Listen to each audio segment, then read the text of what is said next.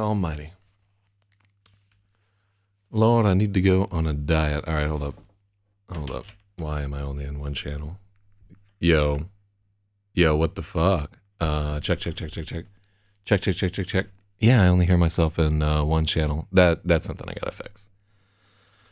All right, hold on. Check.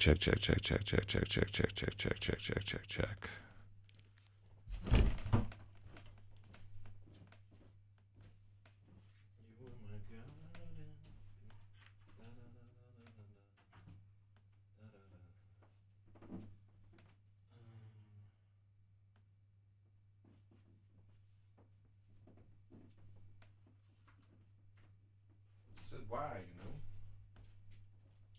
Just went on and told her. The winds of... Check 1, 2. Check 1. There we go. All right, cool.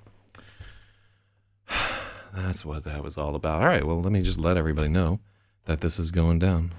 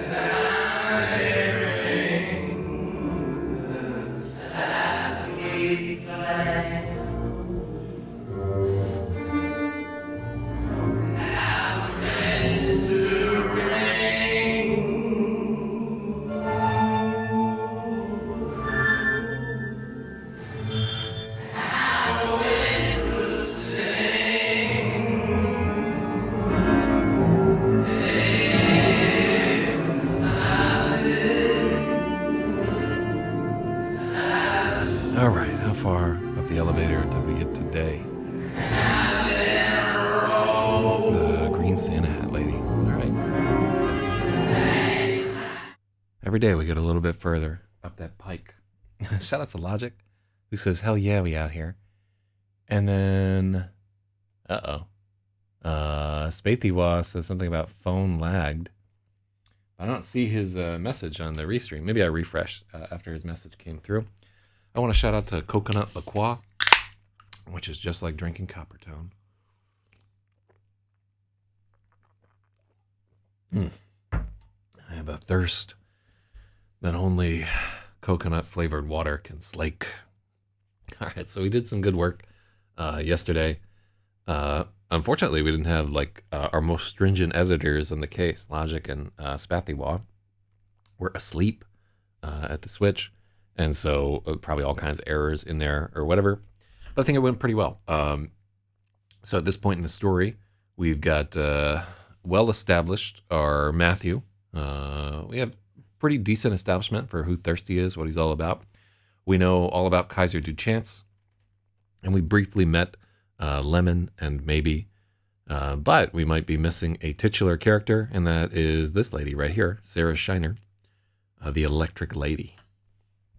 Now, yeah, we're going to get into that whole thing right there. I don't know how good these chapters are. They were written probably like 6 or 7 years ago, but I was a fan. You know, I really like the way that this story turned out here. So, without further ado, let us begin. This is chapter 5. I Sing the Body Electric, and this is day 1.1, Monday, October 8th at 3 a.m. in the pits. Hell yeah. It's getting stronger every day now. It's getting stronger every day. Yeah, why is that comment there? What's that comment even doing? Yeah, shout outs to being able to use titular to describe our female protagonist here. It's gangsta. Every book that I have with a woman, I'm gonna put her in the title now, so I can always say titular.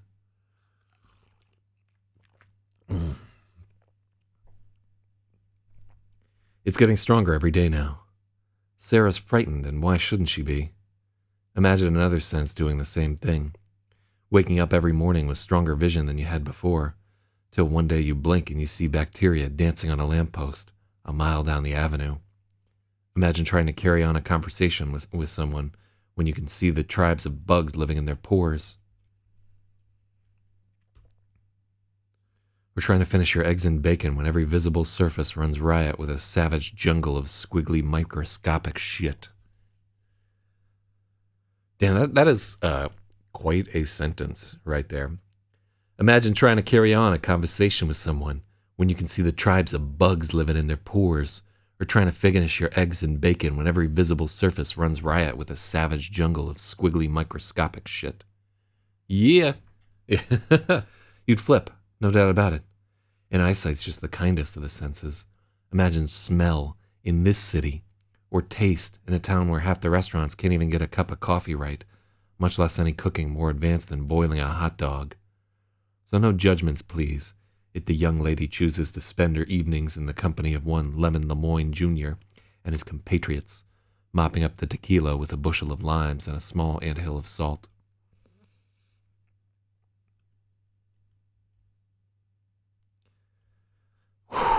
This run-on sentence style right here. I don't really write like this anymore. This used to be like, I was so into this fucking and. I used to love that shit. It's very Fight Club. This was written before Fight Club came out, so fuck a M. Night Shyamalan ding dong. Shoutouts to Jira, but yeah, like I'm not. What did I rant? I don't think I had read Fight Club by the time. Well, maybe I saw it. When did Fight Club come out? Maybe I'm just ripping off Palin Yuck.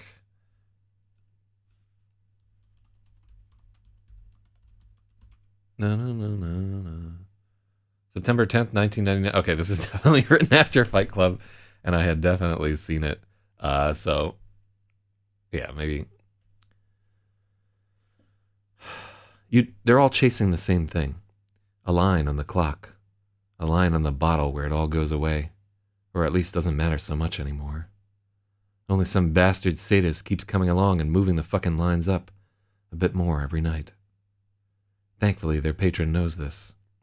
Even if Lemon doesn't chase the lines anymore, he ain't forgot they're there. No one gets cut off at the pits. On the rare occasion where somebody goes too far to get home, they wake up in the alley behind the bar.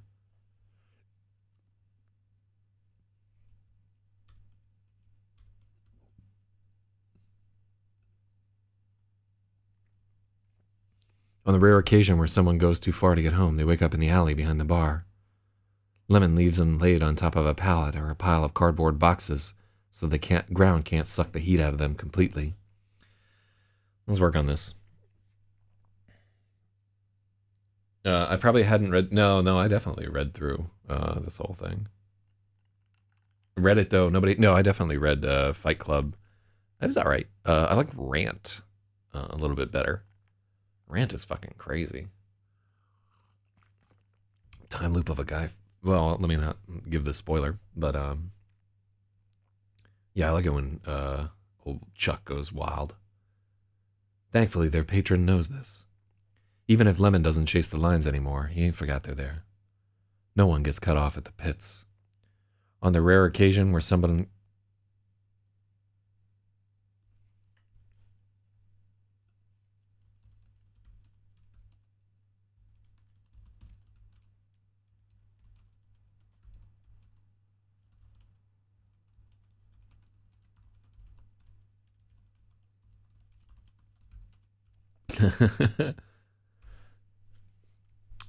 On the rare occasion when someone gets too plastered to make it home, they wake up in the alley behind the bar. Lemon leaves him laid on top of a pallet. Shipping pallet, or a pile of cardboard boxes, so the ground can't suck the heat out of them completely. Concrete's a fucking vampire if you lay on it too long, and he knows. He knows all about it. Yeah, that says... And Lemon knows. He knows all about it. He knows sometimes 4 in the morning ain't enough, so he stays up until dawn. The man's a rare breed. Been all the way to the bottom, climbed back up, and never forgot what it's like to be down.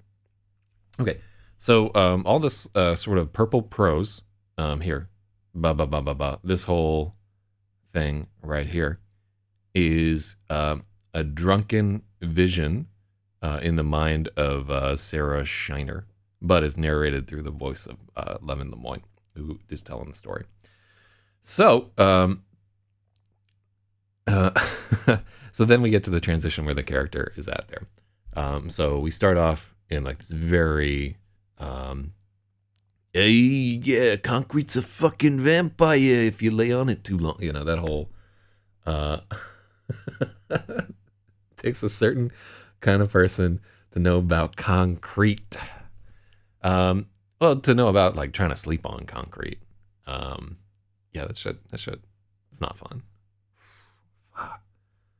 Yeah, I remember waking up after laying out on it. And just, your whole body's so fucking cold, man. Would Lemon refer to himself as him? Where?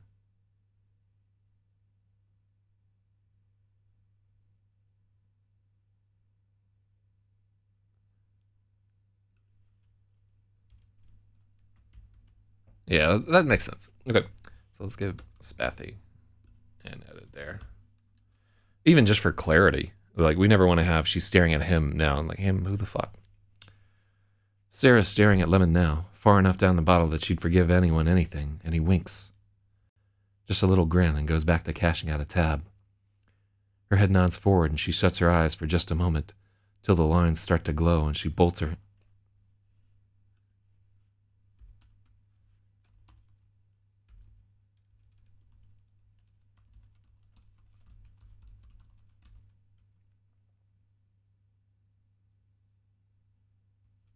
She jerks her head back upright and reaches for the glass again.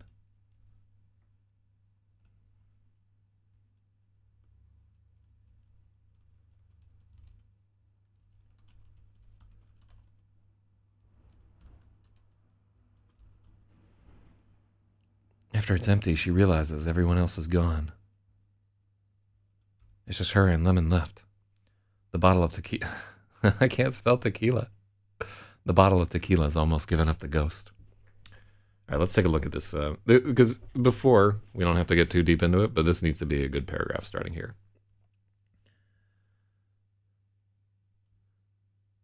Sarah's staring at Lemon now, far enough down the bottle that she'd forgive anyone anything. He winks.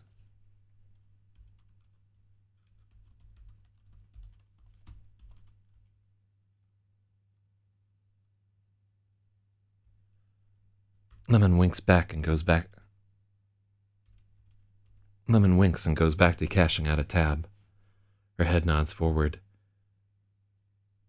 As she shuts her head nods forward and she shuts her eyes for just a moment, till the lines start to glow. Sarah jerks her head back upright and reaches for the glass again. After it's empty, she realizes everyone else is gone. It's just her and Lemon left. The bottle of tequila has almost given up the ghost. How full was this when I got it? What time is it? Do I have work tomorrow? Many questions, and no happy answers to any of them. She tries to remember how many times this month she's come in late or not at all, but it's all a blur.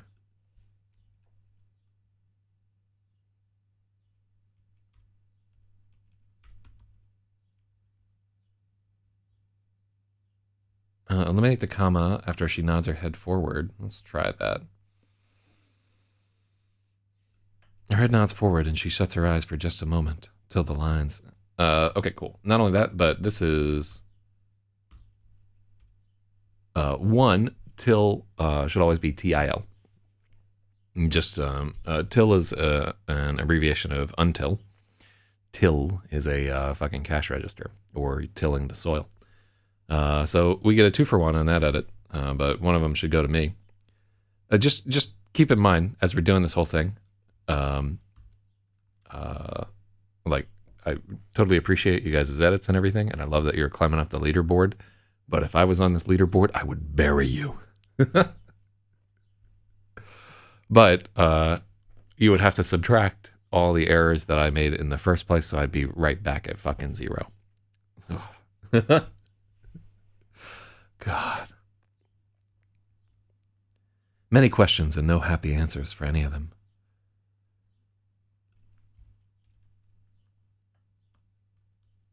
Sarah tries to remember how many times this month she's come in late or not at all, but it's all a blur.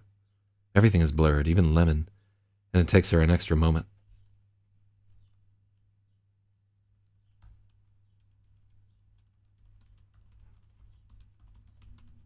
And it takes her a few beats to realize she's crying.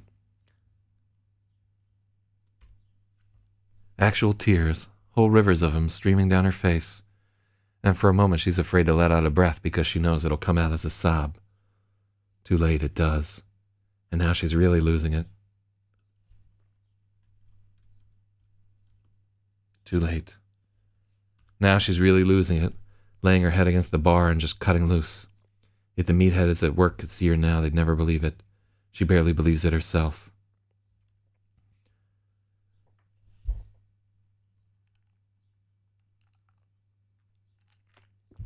Okay, so one of you has to do a book edit stream and see how well you do. I would make it for about 15 minutes to be polite, and then I'd wander away. I don't have an attention span like you guys. Yeah, I'm good for about 15 minutes of doing any one task, and then I'm like, let me go get a sandwich. Yeah, I envy people who can focus like the way that Spathy can, or whatever there. But now she's really losing it, laying her head against the bar and just cutting loose. If the meatheads at work could see her now, they'd never believe it. She barely believes it herself. Sarah's cheek is against the thick yellow lacquer of the bar top, and her eyes are clamped tight. She's got the spins.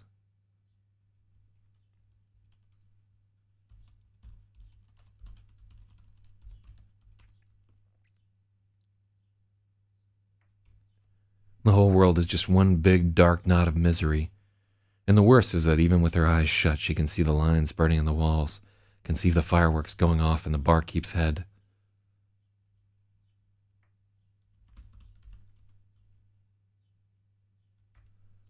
Can see the fireworks going off in the bartender's head, the sparks flaring in his muscles as he makes his hesitant way over.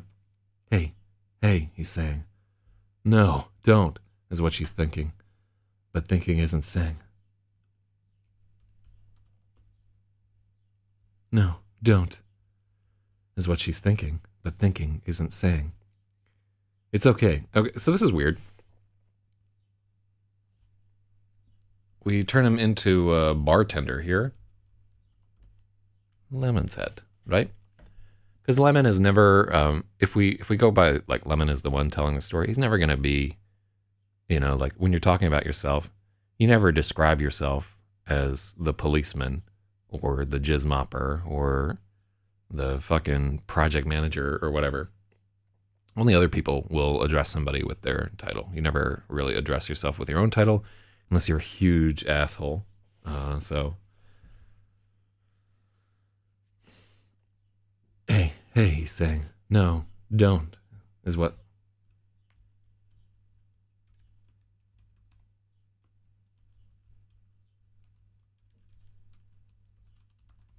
Sarah's thinking, but thinking isn't saying.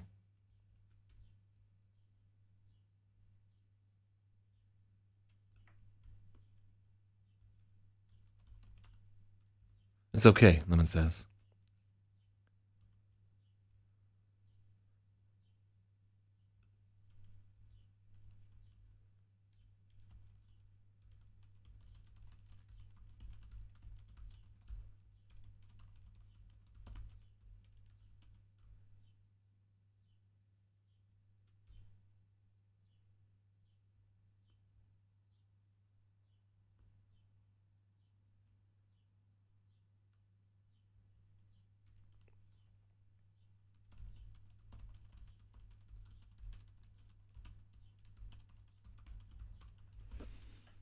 It's okay, Lemon says. He's about to pat what little hair she has, trying to get this sobbing woman to calm down and out of his bar so he can go home.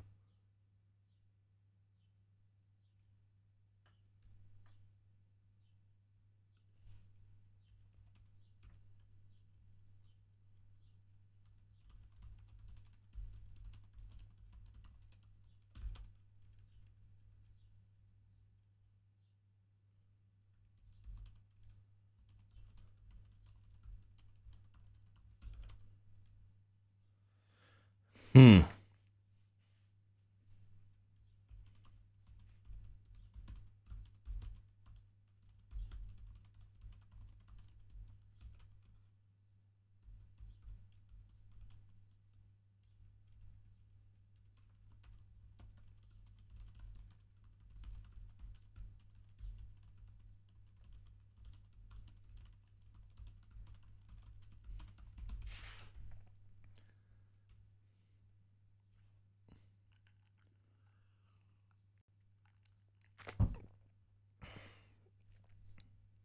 No, don't, Sarah's thinking, but thinking isn't saying.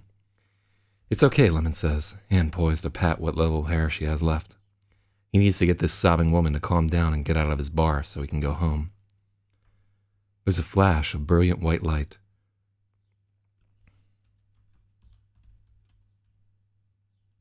Crack.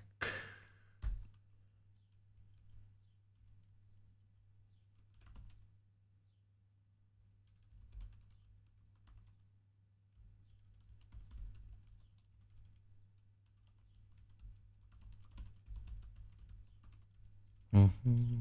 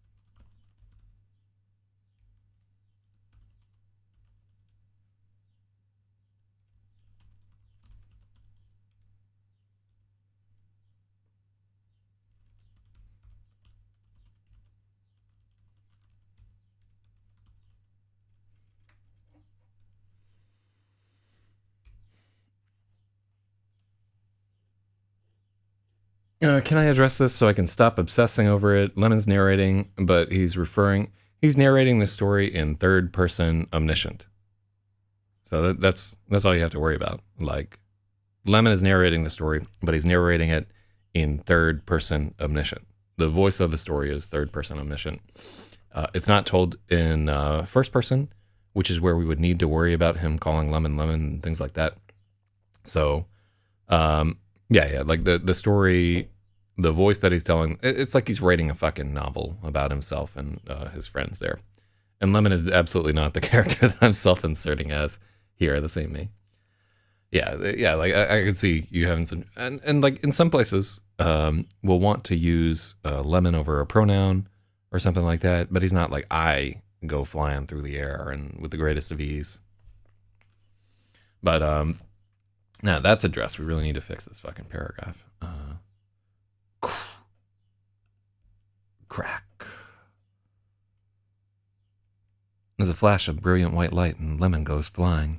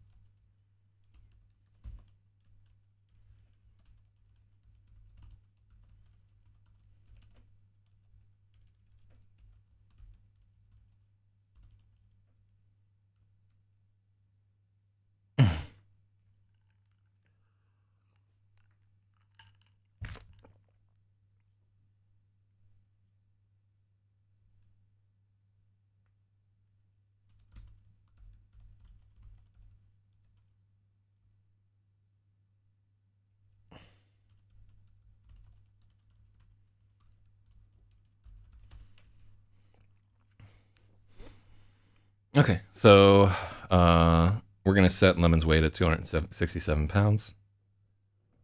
Okay.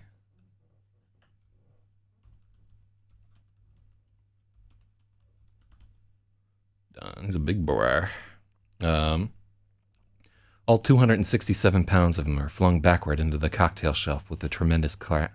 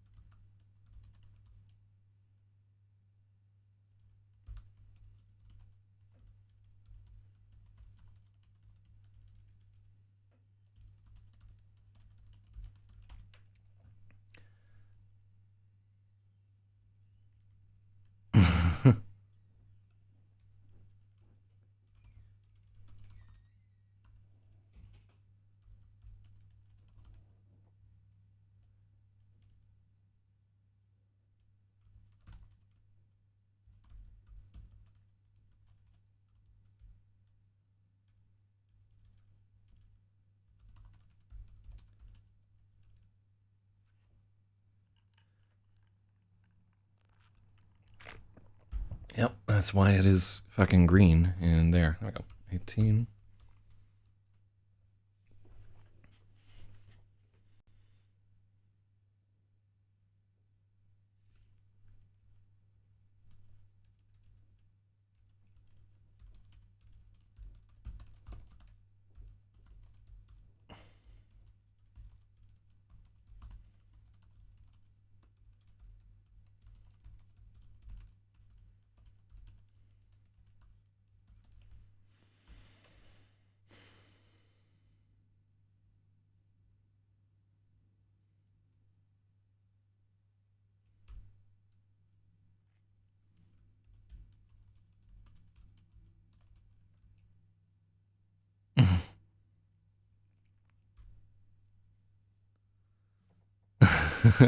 Lemon tries to rise, but his legs don't work, and his arms ain't doing much either.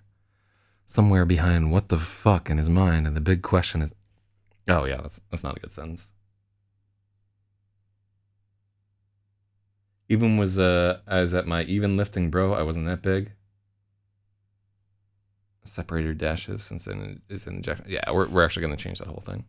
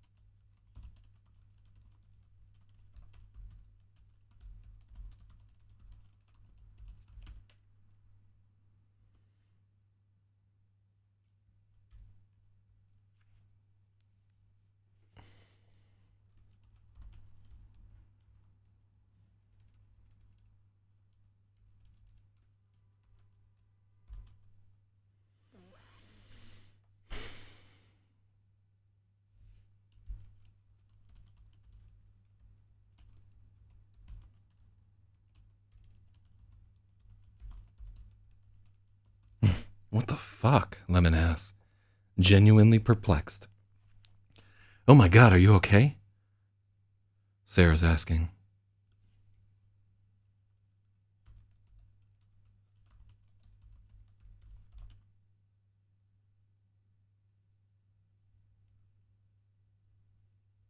No.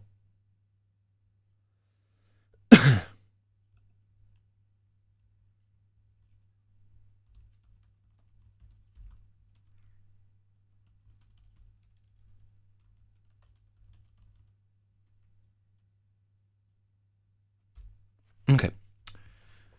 There's a flash of brilliant white light and Lemon is airborne.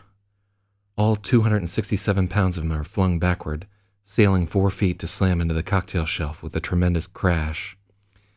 As he falls to the ground, the shelves give out, and the wine glasses...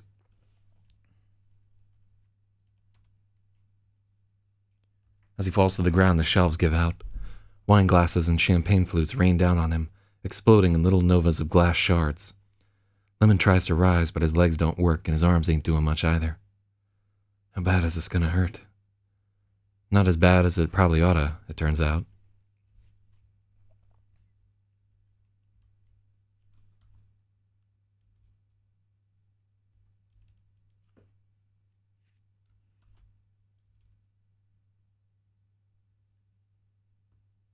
Yeah, let's take that out entirely.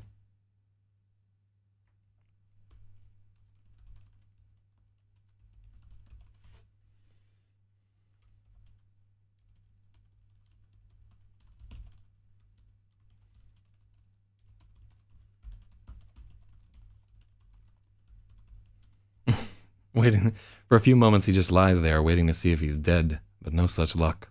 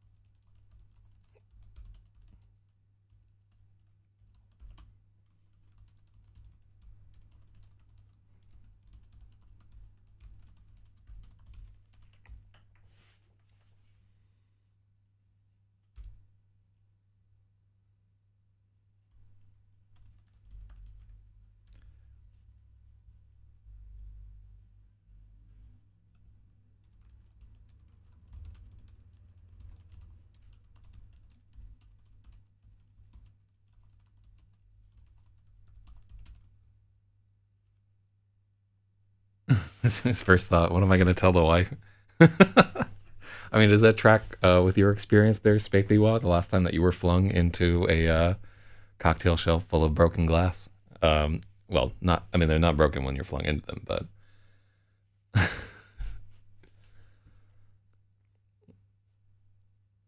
most of it just shakes off, but most of it shakes off. But there are 100 twinges in his back and neck to tell him Shirley's going to be working on him all night with a pair of tweezers. How the fuck is he going to explain this to her? Sarah Shiner is staring at him, all big-eyed with her mouth open. What the fuck was that? Lemon asks, genuinely perplexed. Oh my god, are you okay? Sarah asks. The adrenaline's asking. Oh, yeah, the adrenaline's not asking.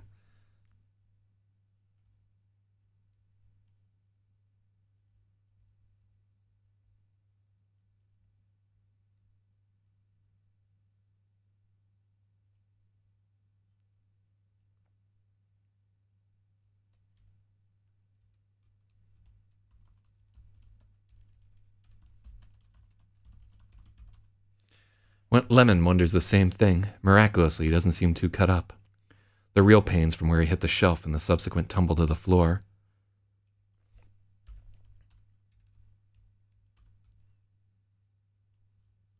There's a big swatch of stale beer up the front of his shirt and along one leg of his jeans. Oh, wait, hold on.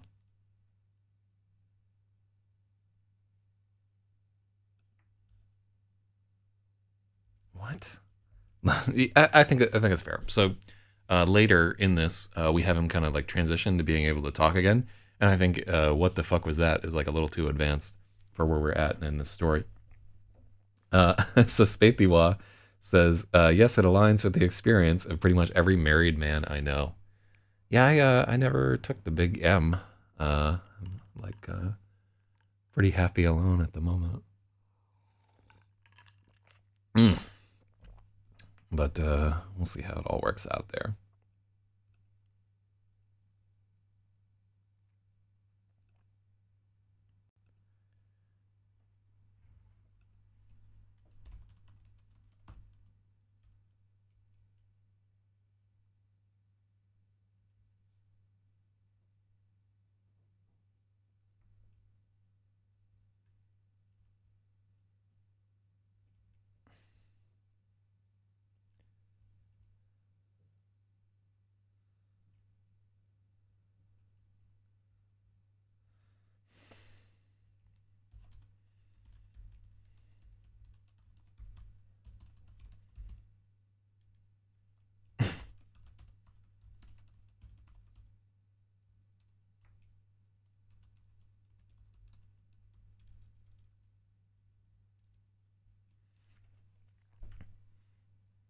There's a big swatch of stale beer up the front of his shirt and along one leg of his jeans. It looks like he pissed himself. He hopes he didn't. Nah, let's not add that.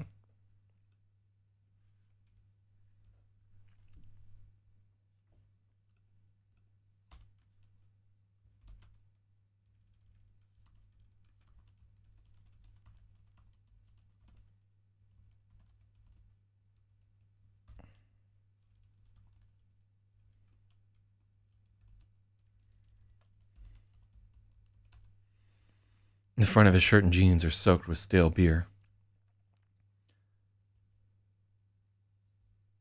What? Lemon begins. His legs aren't quite there yet, and he's hanging onto the bar, keeping a wary distance from the girl. What the fuck? He manages. Oh my god, she's saying. And she's still blinking like mad.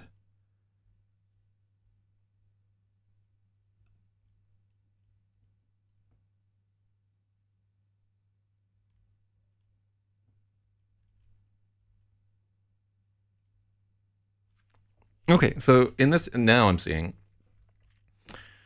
that we have a problemo here, because now we have split point of view, all right? And if we think about this chapter, so, yeah, we need to rewrite this chapter so it's from Sarah's point of view.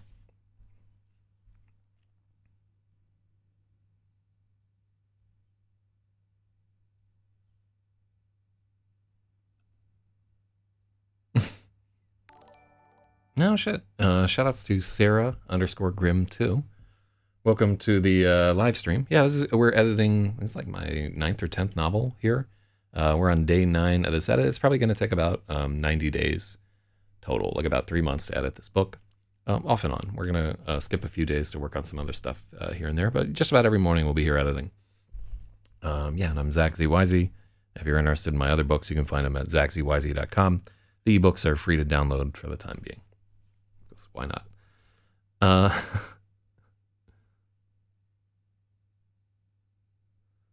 So I think we might need to cut this piece about him wondering. Yeah, we need to. How much of this is from? No, we can't. Oh, just the scene needs to be written from Lemon's point of view.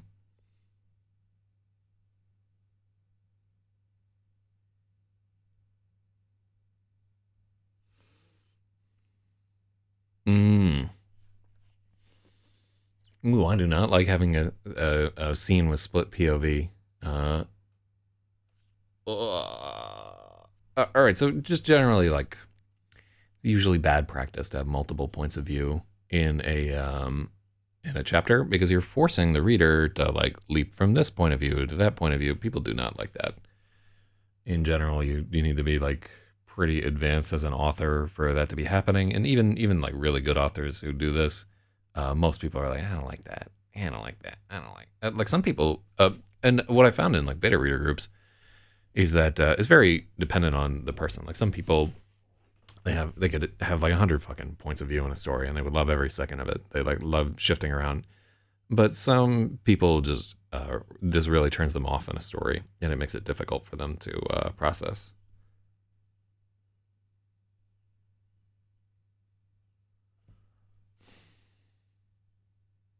How bad is this? Because I will tell you, at a later point in this chapter, Sarah will be unconscious. Like, this can't be from her point of view, but we would have to cut. Yeah, we're like seeing through her eyes, literally there.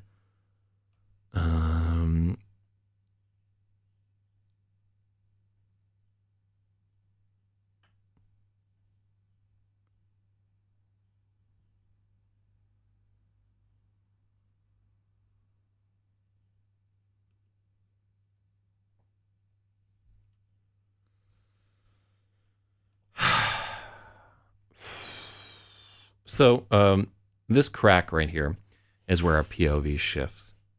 So potentially we can, and in fact what we are going to do is okay. So here's what we're gonna do. This is great because I'm the one that will wind up doing this whole thing, so I can make this decision. So I want the POV to shift between these two characters. All right. So what we're gonna do is okay.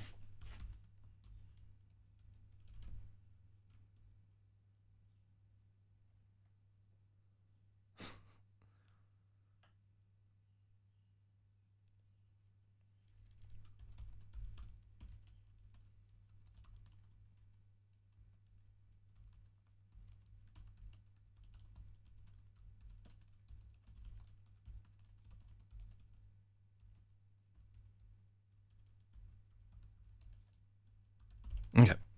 So here is like a layout point here. We're gonna use a and this is some real band-aid type shit that like a real editor might not agree with. We're gonna split the chapter right here into two separate parts. We're gonna change the line up there, just so that it is from, and then we'll have the POV shift after like this chapter break between the two things. Because we really need the rest of this to be in Lemon's point of view. We really need the start of it to be in her point of view. And I think there are other chapters later that are in Sarah's point of view.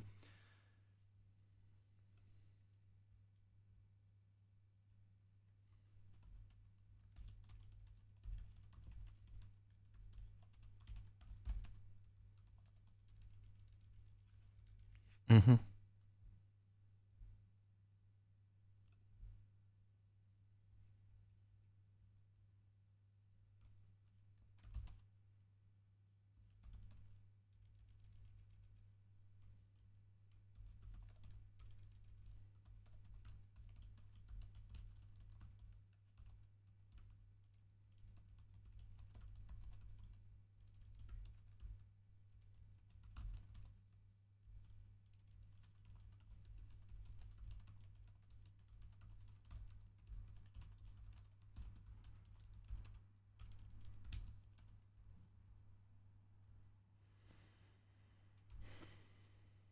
What do we change here? Okay, yeah, we just, for some reason, there is an additional fucking, there you go.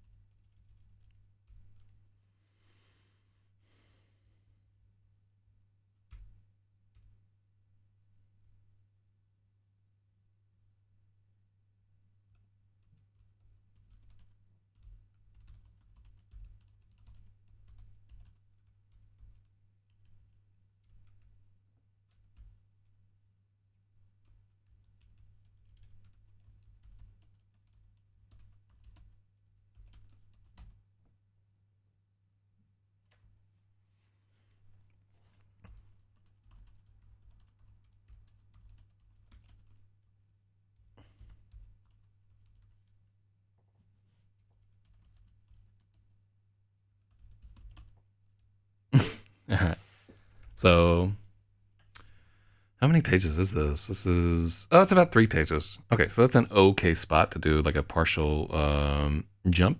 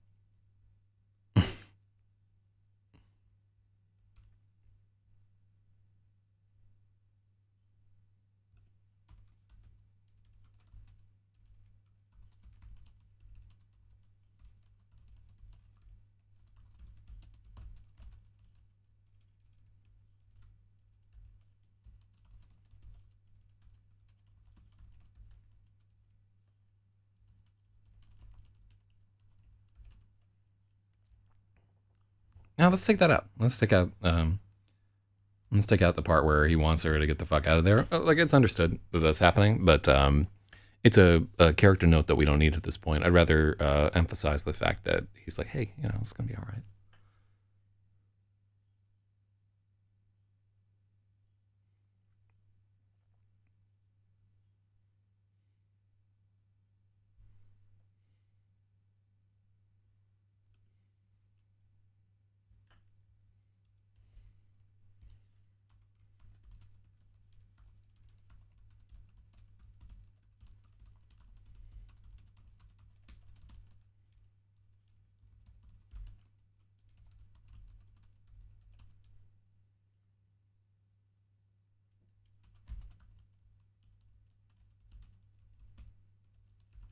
He regrets it immediately. So I want this to be zap rather than crack. Zap, nigga.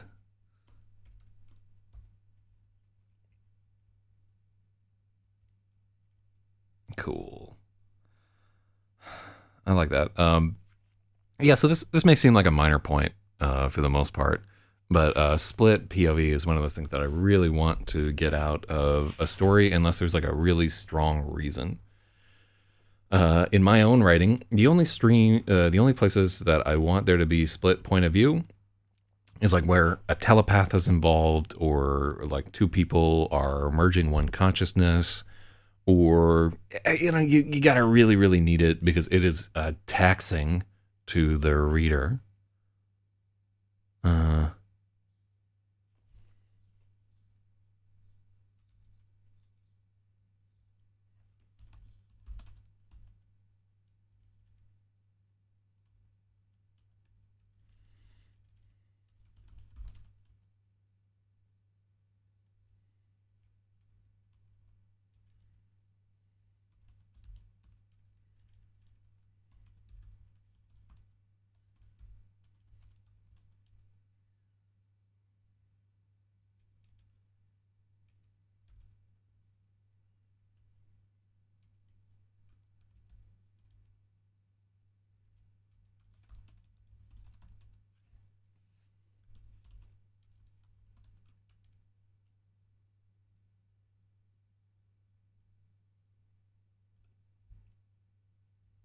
This isn't a good chapter.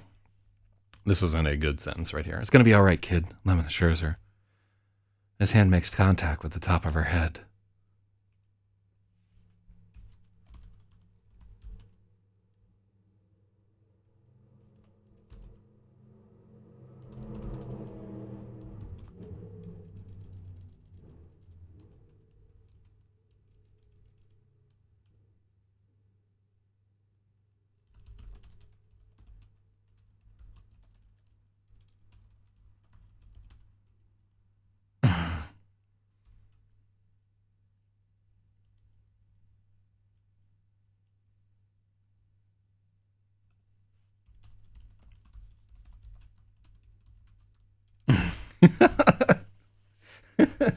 It's gonna be all right, kid, Lemon assures her.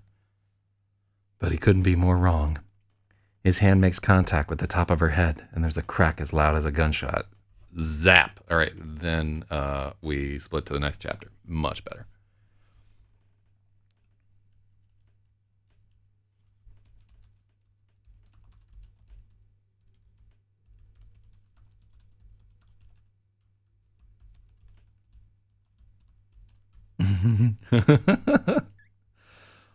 In a flash of brilliant white light, Lemon is airborne.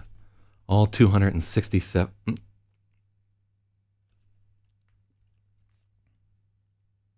So, by the way, like if you're ever electrocuted and you see people go flying, which doesn't really happen. It's not like you'll get fucking zapped and go back. What's actually happening in like a lot of these cases is that people's muscles are convulsing, and he's like, oh, I don't want to hit my green screen wall, but I did it anyway. But like your muscles all twitch at once. It's not like electricity doesn't contain enough physical force to send things fucking flying. It just doesn't work out that way. But so what's actually happening here is he's like jumping away from this thing. But I know that and you know that, but this is a story. So.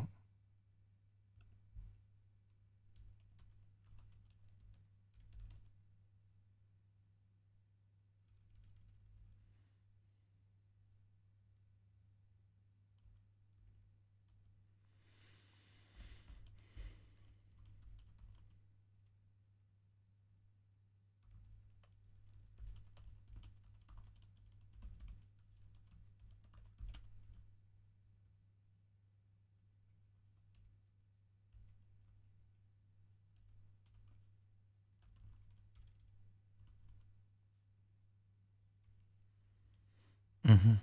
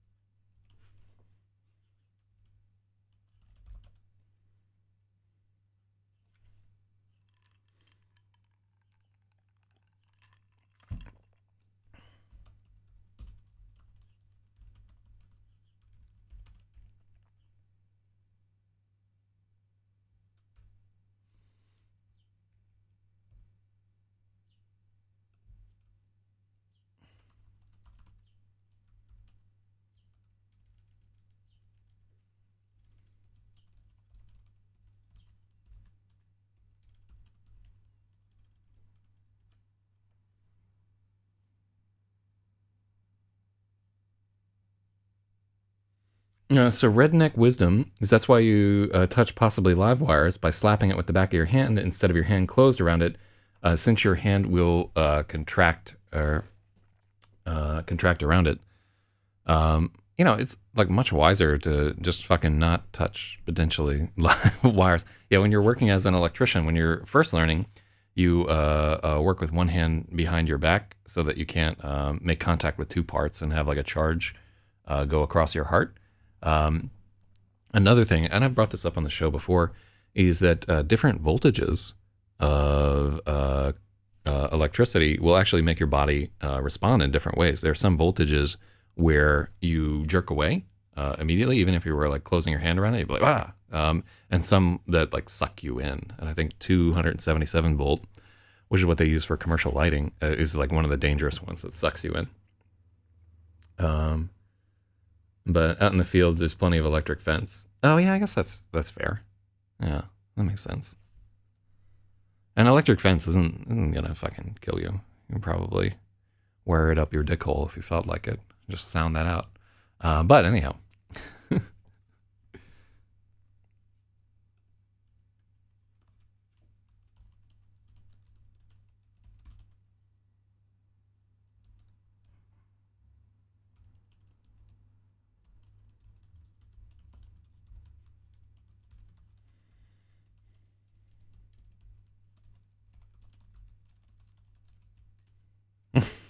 I like this. I like this line.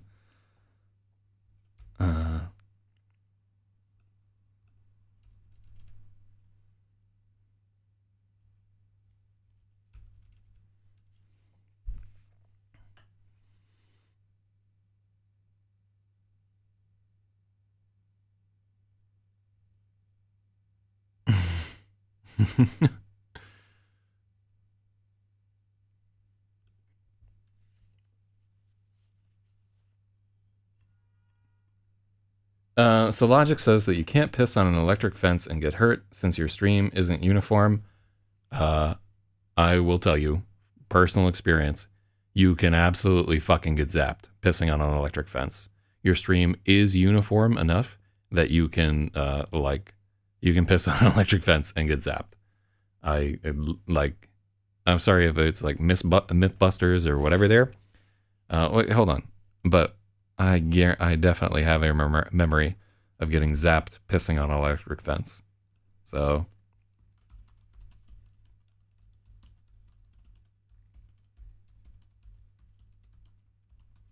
no, we're still rewriting that whole thing.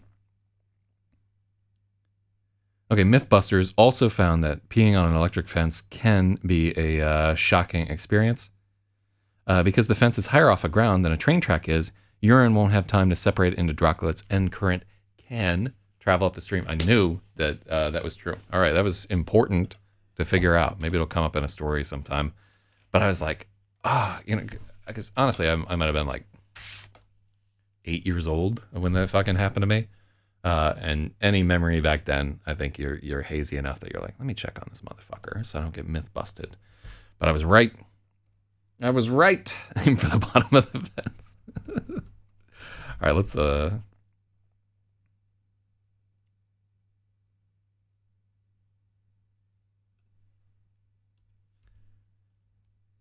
Lemon. Oh yeah, there's definitely a comma there. So we're Lemon tries to get up, but his legs don't work and his arms ain't doing much either. Oh, I like that. I really like the way that sounds. It's very Lemon.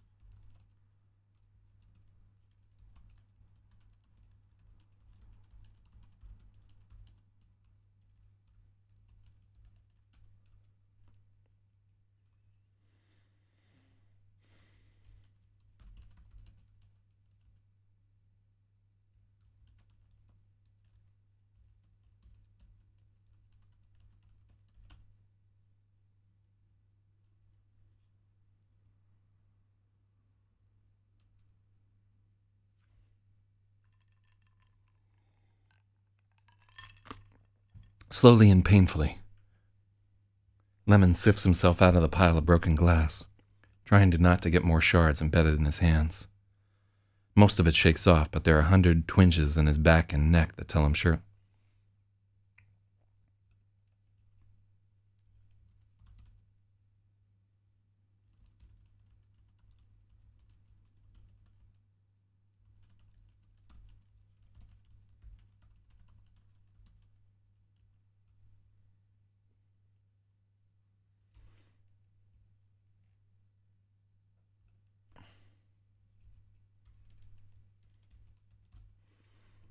Shirley's going to be working on him all morning with a pair of tweezers.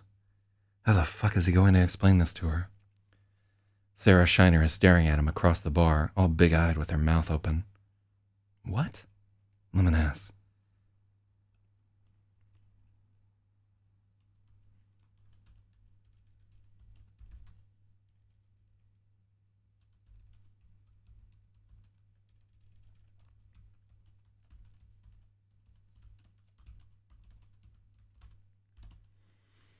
Mm-hmm.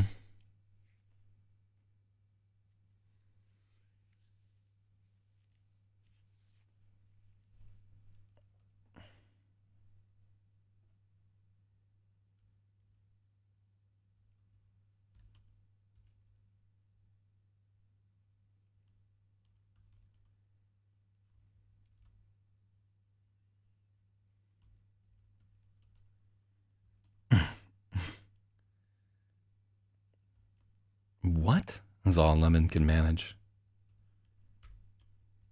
Oh my god, are you okay?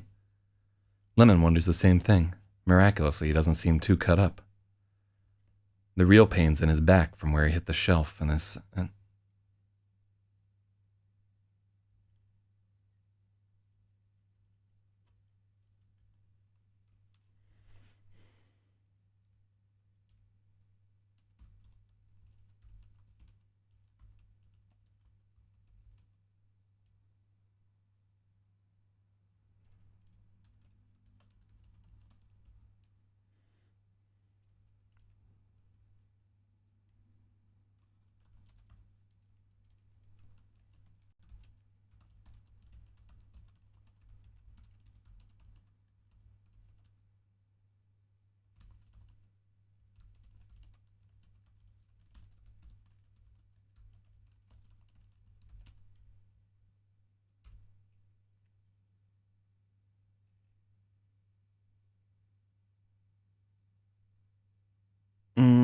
Okay, so we got 2 edits here.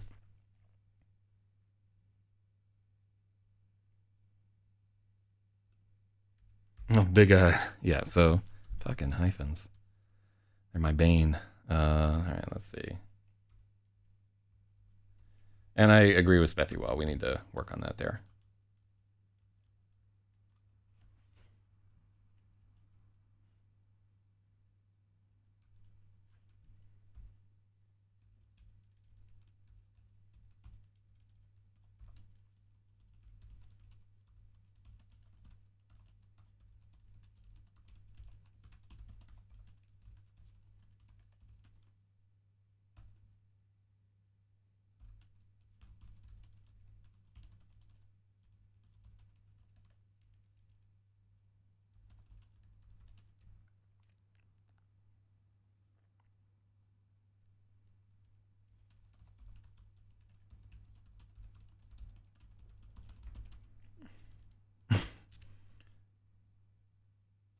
I can't quite seem to put words together. Yeah, that's better. Oh my god, are you okay? Sarah asks. Why is Sarah's there? So, Svethiwa.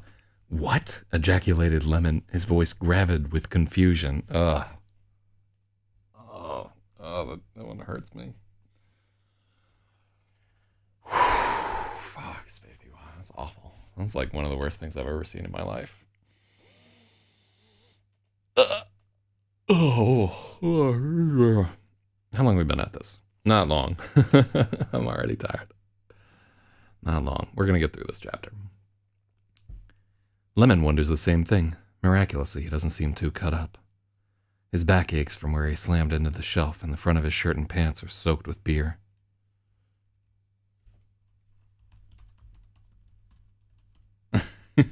What he hopes is beer.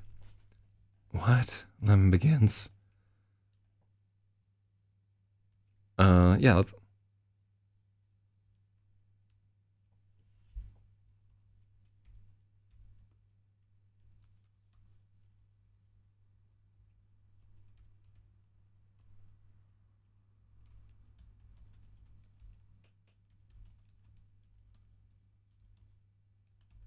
What the fuck?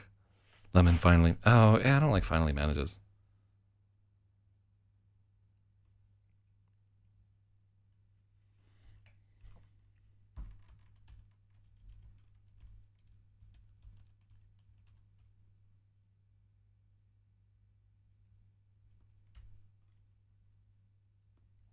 Yo. 112 stream time. Okay, yeah, we're just gonna make it through this chapter right here. I don't know why I feel like so I got to bed at like 10. I got like 6 hours of sleep. Should be enough for anyone. The fuck, Lemon ass.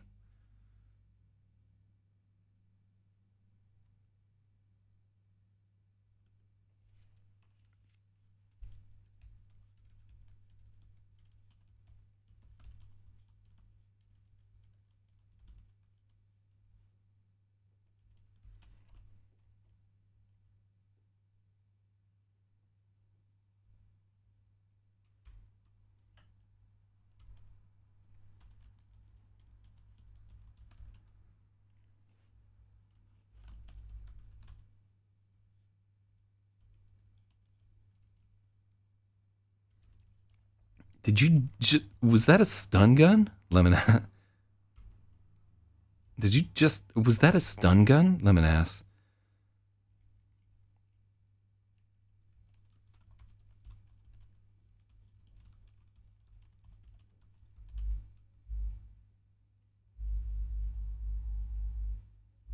No, thank you for 6:38 a.m. Great time to like test out the bass in my fucking trunk. Give me 1 second. Let me see if he's in slingshot range. Oh no, he escaped. Alas. At some point, nerds will use that, like driving around Brooklyn during one of these streams to try and fucking triangulate where I'm at. But I mean, why bother? That's how they do. But that was one of my favorite parts of the LeBeouf stream. People just driving around and honking and trying to figure out where the thing was. Fuckers from Brooklyn should get together with fuckers from Honolulu and go bowling. I mean, really, this is a failure of citizens such as myself, right?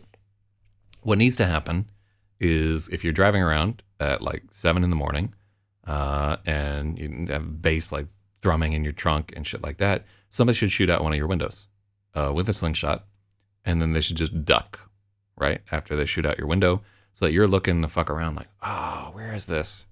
Right? And that should be it. And you should be like, oh, well, like windows are expensive to replace. I can't fucking go around like blaring my music early in the morning. People will shoot out my windows. So that's like the cause and effect that needs to happen here. But unfortunately, it's not in place because people are pussy about shooting out windows. But yeah, man, I mean, like, be the change that you want to see in the world. That is my failing there for not like leaping up. Really, I should have like a turret or something like that. Huh. You know, it just dawns on me that you could literally have like a pneumatic turret that's just shooting fucking BBs. The problem is you're going to wind up killing somebody. I mean, it's kind of a problem, but not a huge problem. I wonder if just fucking paintballs or something would do the trick. The problem is like, yeah, you need an autonomous person to be there to make sure that you're not gonna like shoot out a window and like, you know, kill a baby or something like that. I'm gonna work on this plan. I'm gonna figure it out. Yeah, you could automate the turret, but then and then just basically like have to hit the button to fire it. Are we at that point in the world here where we're setting up like anti-homeboy turrets? Jesus. Like, I just don't know. You know, I would never bump my music like 9 a.m. After 9 a.m., play whatever the fuck you want. You know what I mean?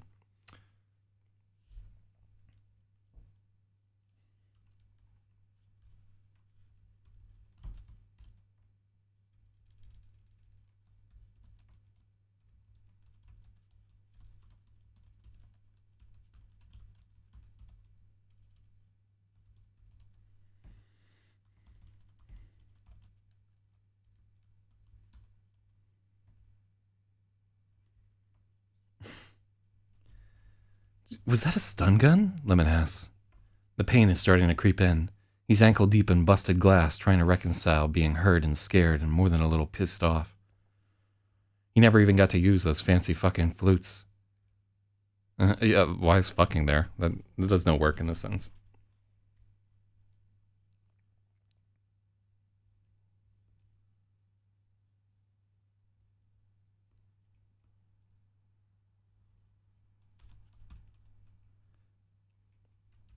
He never even got to use those fancy flutes. The only difference is he probably has shards of crystal on his back instead of regular glass. No, God, no, I'm sorry. You just shouldn't have touched me.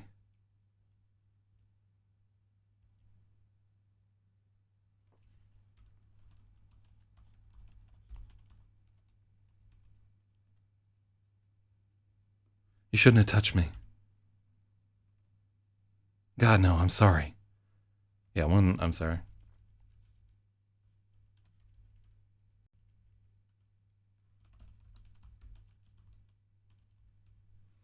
No, there's no stun gun. I'm sorry. You just shouldn't have touched me. You shouldn't have touched me. Yeah, so I see the work that Just is doing in that sentence. But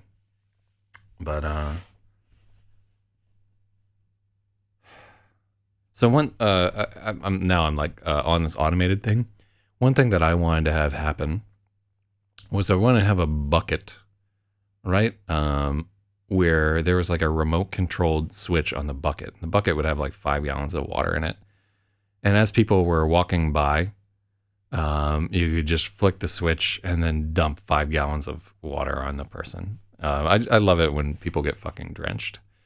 And for a while, we put this on hold because it would just ruin the person's cell phone, and that ruins their fucking day. They're done for. But now most cell phones are waterproof at this point, which is gangsta. So now this might be an idea that has come because I've always found it funny when people get drenched.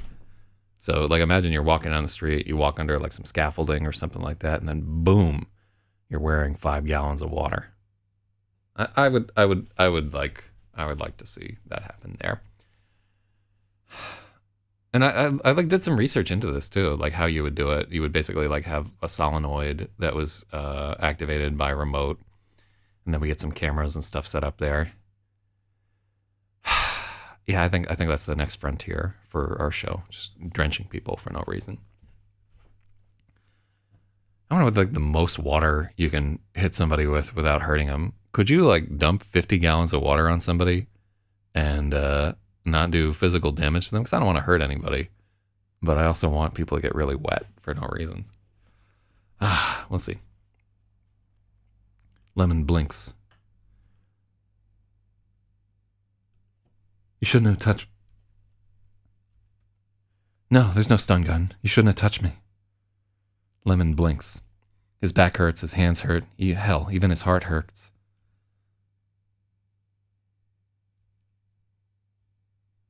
His back hurts, his hands hurt. Hell, even his heart hurts. It's all out of syncopation, doing some kind of fucked up two-step at twice the BPM it's rated for.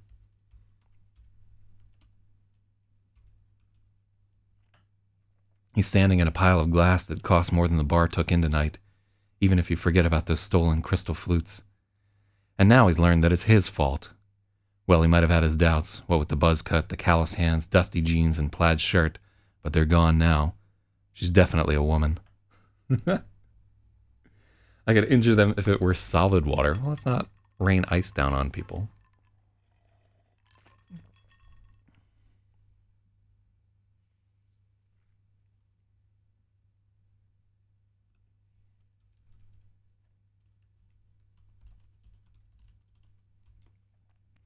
Lemon's ticker is all out of syncopation, doing some kind of fucked up two-step at twice the BPM it's rated for.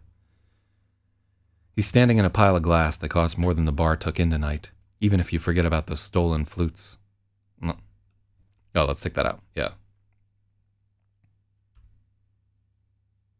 Lemon may be in the mother of all static shocks. And now he's learned that it's his fault. Well, he might have had his doubts, what with the buzz cut, the calloused hands, and plaid shirt.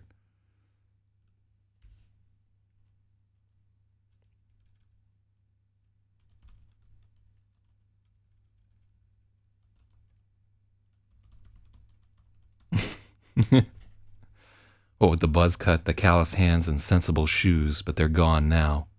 She's definitely a woman.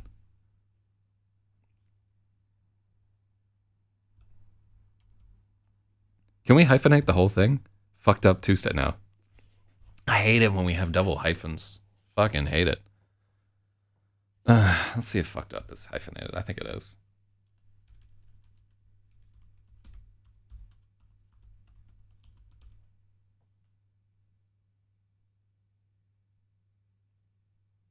Oh, yeah. In the dictionary, it is indeed fucked up with a hyphen.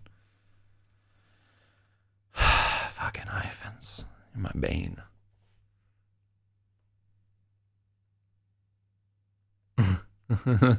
That being said, my dad had a coffee mug when I was growing up that said, "Is anal retentive hyphenated?" That's pretty good.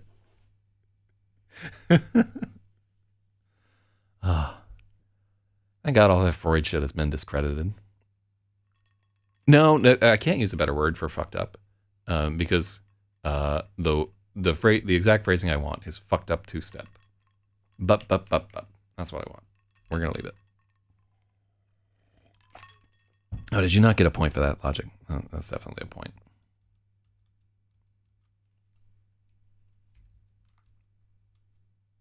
Okay. Well, he might have had his doubts, what with the buzz cut, the calloused hands, and the sensible shoes, but they're gone now. She's definitely a woman. I just wanted to, put in a little misogyny for our book right here.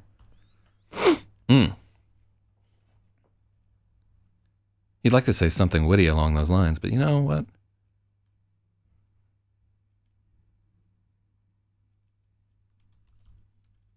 He'd like to say something witty along those lines, but you know what?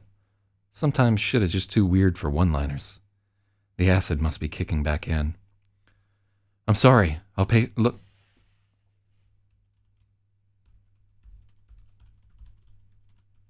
I'm sorry. I'll pay for it. With money, she adds.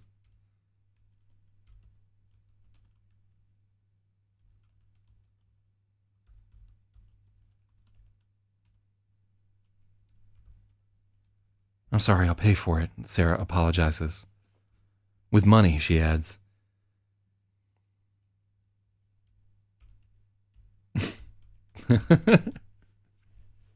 A buzz cut is 2 words? I don't know, man. Buzz cut, it's not tracking as. Let's take a look. Buzz cut. So, is buzz cut attractive? Yeah, it looks like it's 2. I wonder why it doesn't track as. Oh, so here, maybe the British spelling. Here, let's take a look.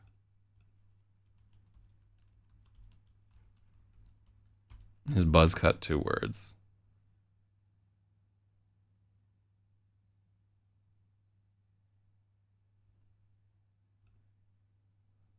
Hold on, let's take a look. Wikipedia seems to think that it's 2.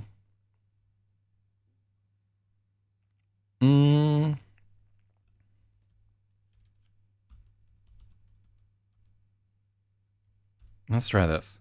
God damn it. I always get zapped by this fucking page.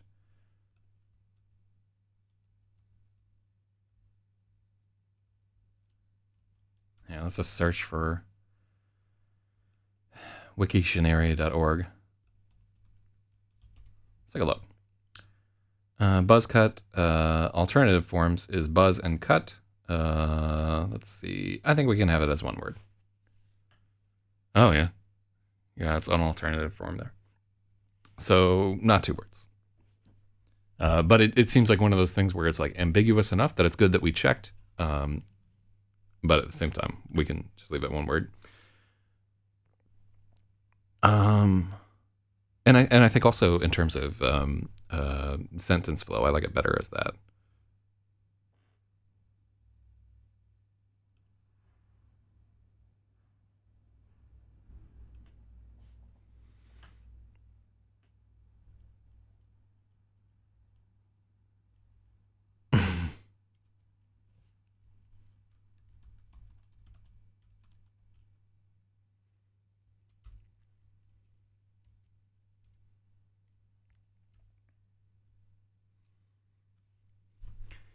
I'm sorry, I'll pay for it, Sarah apologizes. With money, she adds. Okay, so that should be... With money, she adds. Lemon sighs and puts a hand over his sweaty forehead, shielding his eyes. He hadn't quite realized it was public knowledge how he forgave some of the tabs. The sweat stings his hand and he remembers the cuts.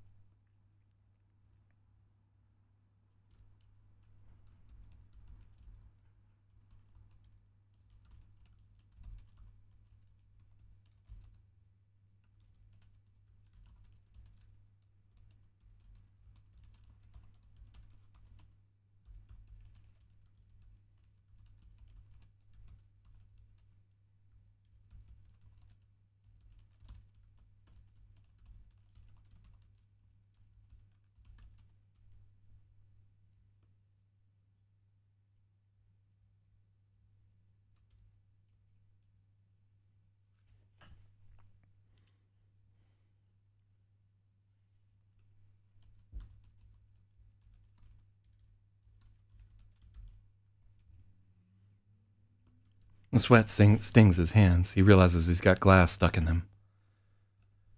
Lemon rinses them off in the sink and then...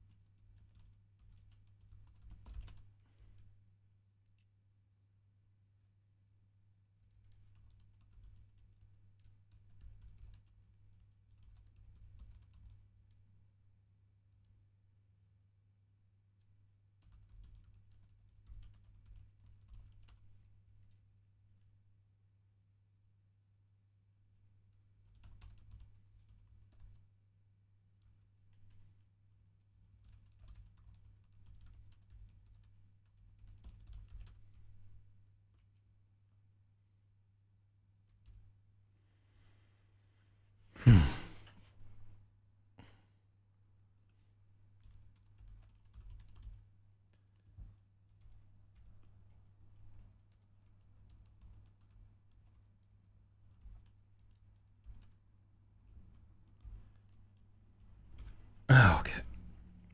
Let's take a look. Lemon sighs and puts a hand over his sweaty forehead, shielding his eyes. He hadn't quite realized it was public knowledge how he forgave some of the tabs. The sweat stings his hands. He realizes he's got glass stuck in them. He hunts up the first aid kit under the bar and grabs a bottle of green alcohol from the shelf. At least he didn't go flying into the booze.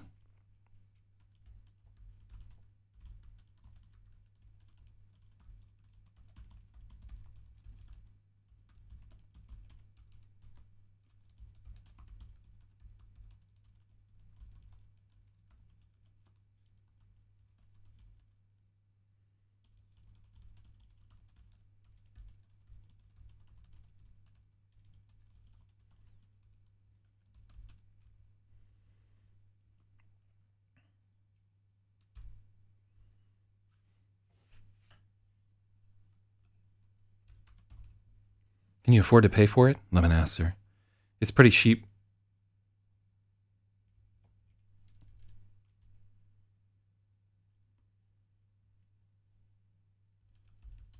Can you afford to pay for all this? Lemon asks. It's pretty cheap shit mostly, but the big tankards are like $4 or $5 a pop. I think so. Are you going to tell me what happened? No. Then don't bother paying for it. Just don't come back. I got enough crazy shit going on, lady. Believe me.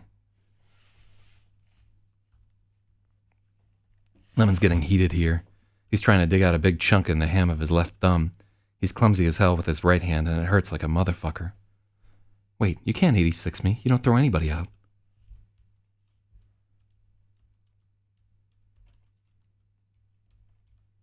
You can't 86 me. You don't throw anybody out.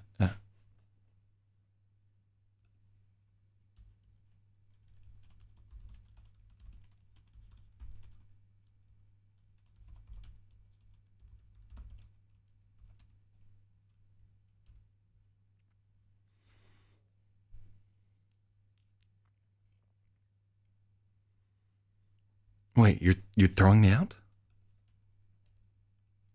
You don't 86 people. Ain't true. I just don't do it often. There's a sad moment where she's looking at him all mournful, like, where am I going to go? And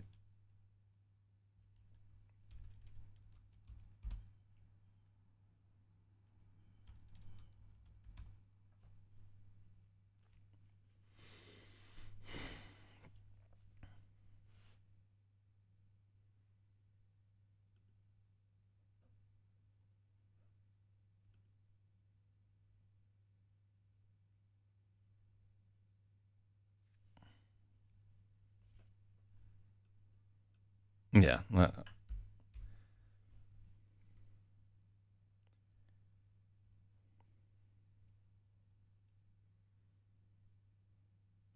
Sarah is looking at Lemon all mournful, like, where am I going to go?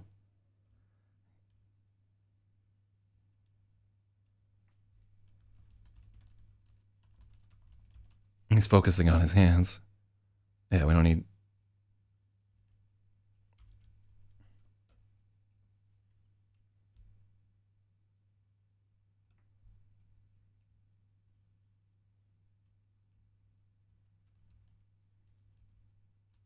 Sarah's only been coming for a couple months, mostly hangs out with the other construction workers and doesn't say much.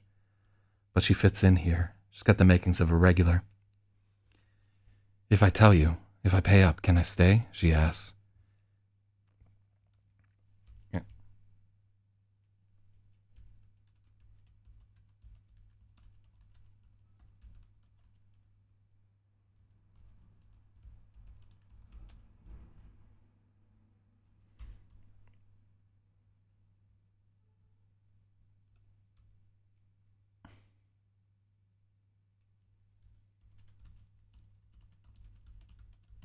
Lemon raises his eyebrows, inviting her to go on. Something happened to me. Something strange, she says.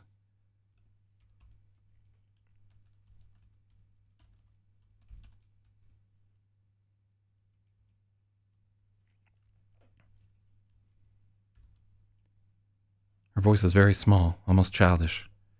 The shaved head makes her look even tinier, and he feels like a real piece of shit now, like he was about to 86 some Jerry's kid with leukemia. Still, his hands hurt like hell.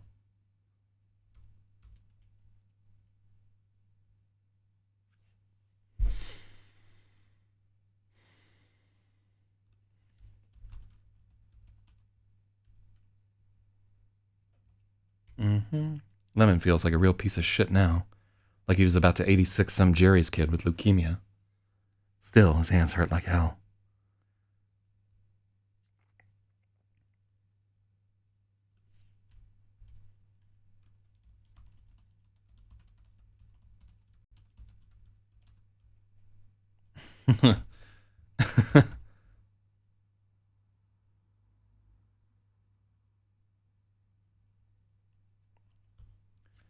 No shit, something strange happened to me too, Lemon says.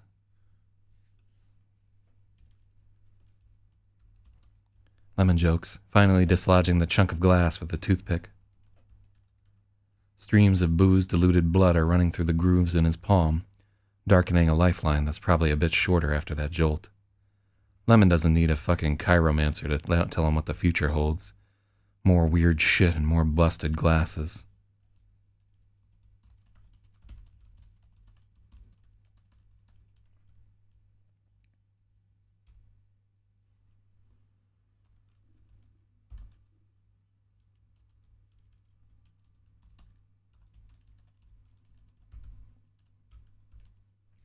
Sarah gives him a serious look.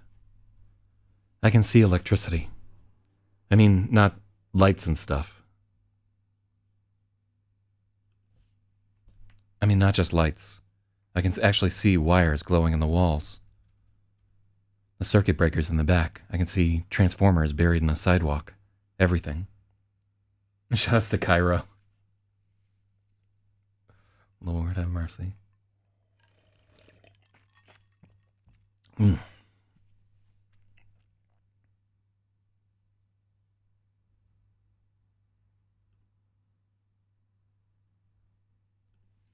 No, that indeed.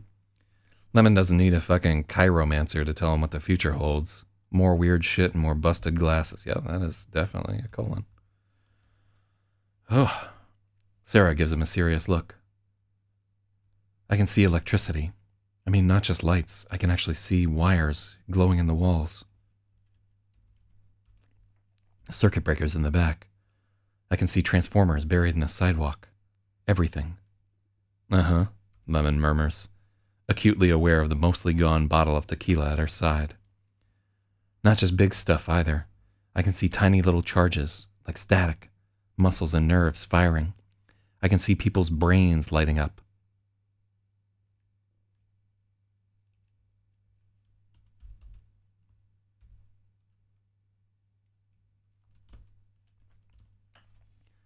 I can see people's brains lighting up. It's like a million little stars swirling around in their skulls. And I can't stop seeing it. Even before meeting the invisible kid, Lemon's the sort of guy who would have entertained a radical notion like this. The world's a big old pie, and he can't ever hope to see but a little sliver of it.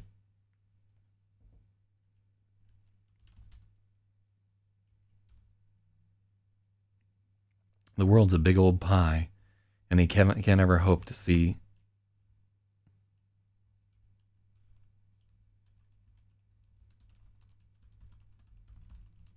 Yeah, slice is better.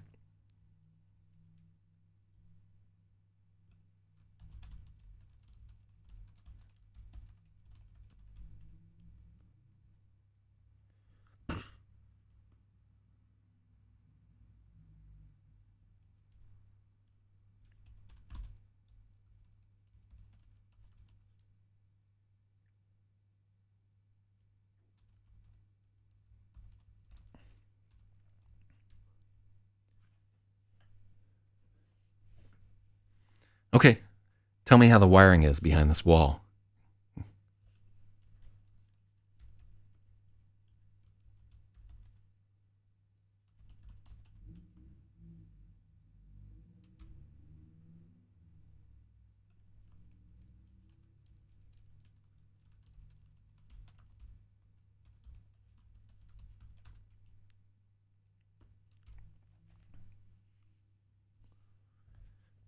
For a second, pleased with himself for figuring out a way to test her crazy story.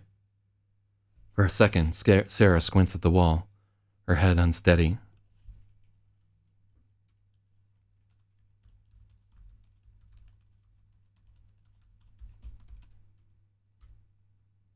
Her head a little too loose on her shoulders. It's all wrong. The idiot who put the...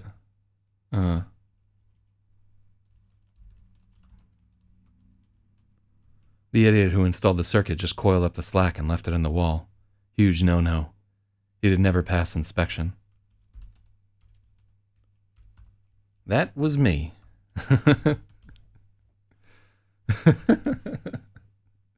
That was me. Oh. That was me, Lemon informs her. Oh.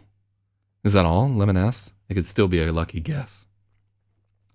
The lines come up from the basement, but they go all the way up to the ceiling by that column, so I'm guessing there was already a hole drilled there and you used that instead of drilling a new one. Lazy.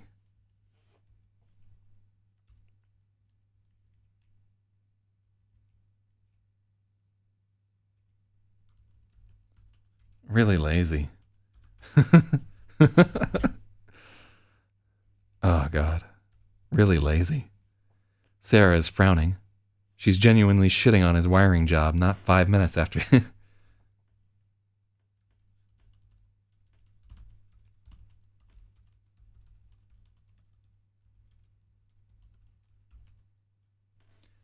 Sarah is giving him a look of disapproval, genuinely shitting on his wiring job not 5 minutes after she smashed up his bar.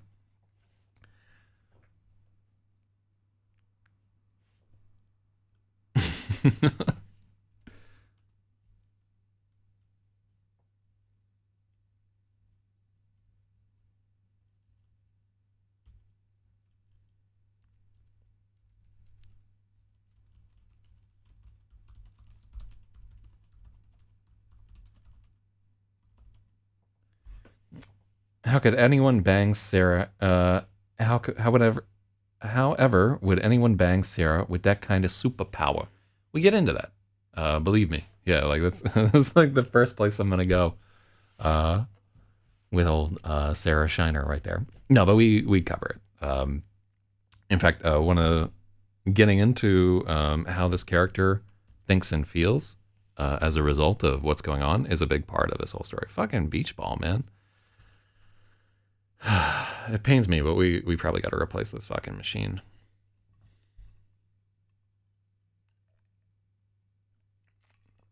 Or maybe I'll just reformat it. I think, how bad's our battery bulge on this guy?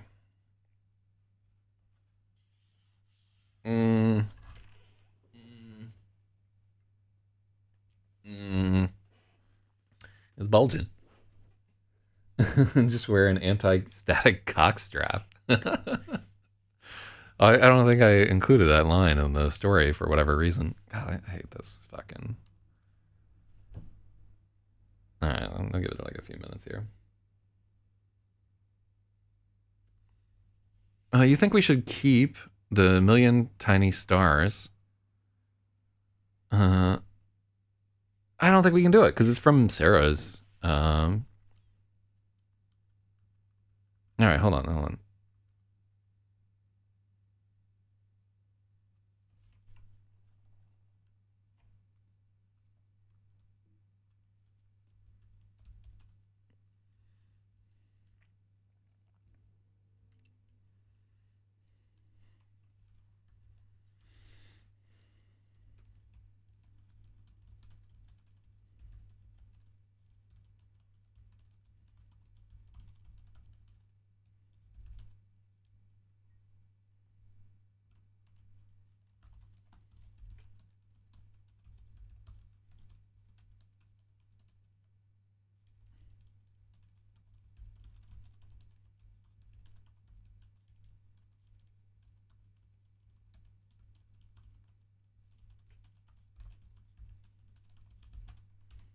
Yeah. Like, so yes, Sarah can see brain and nerve activity.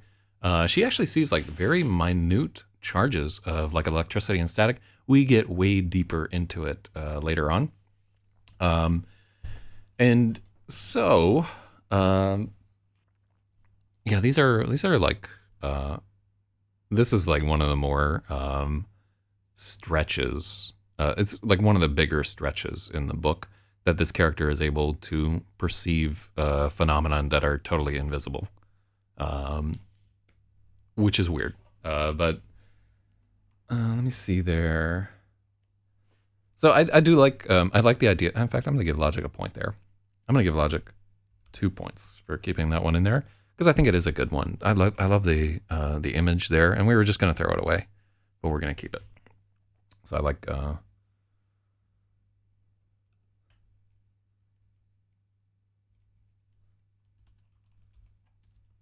Lemon wonders if Sarah actually sees a million tiny stars whirling in his skull while he tries to figure out if she's full of shit. Yeah, I like that a lot better than what we had.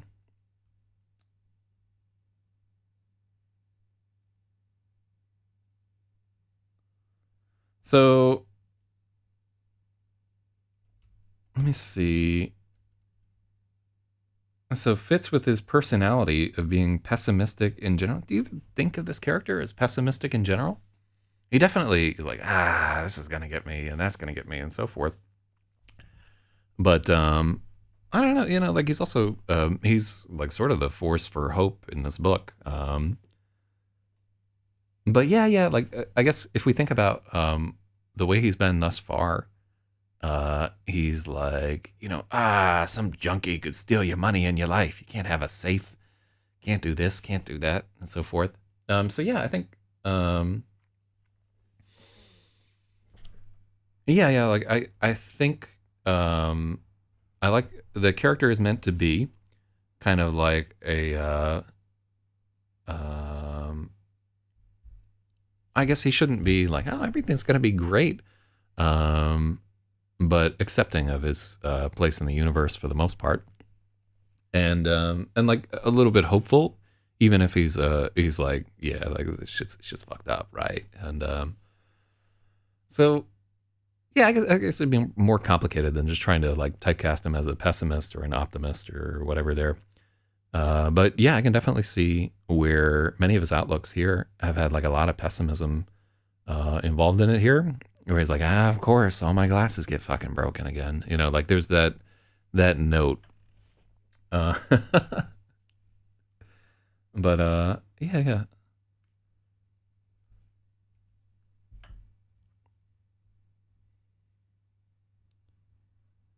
Lemon wonders if Sarah actually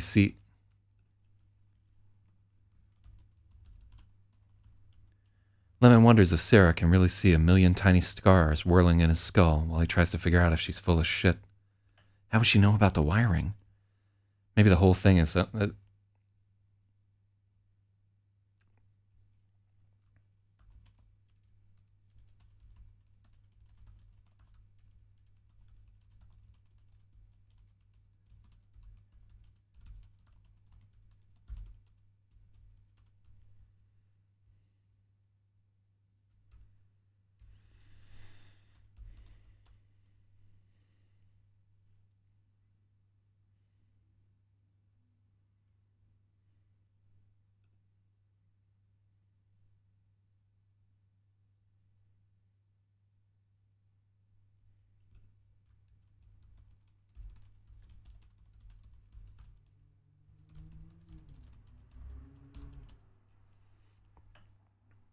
Okay.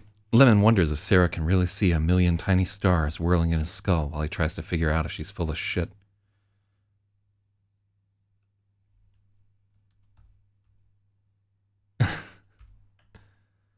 Wait, does she say a million stars whirling in somebody's skull? Right?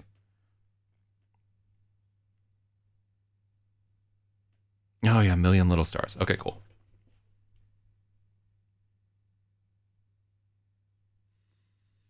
Mm-hmm. I like the addition of that was me. Lemon informs her. That works so much better than what we had previously here. This is a better chapter.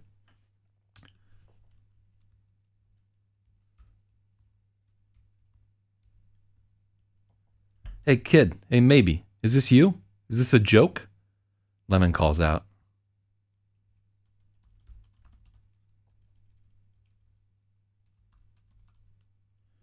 Lemon calls out into the bar. Yeah, he just calls out. Lemon calls out, not really expecting an answer. Nope. The kid's voice comes from way over in.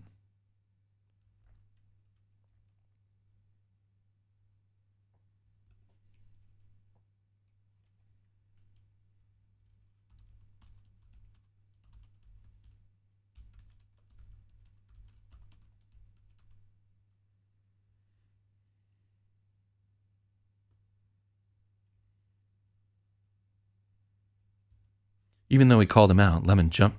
Yeah.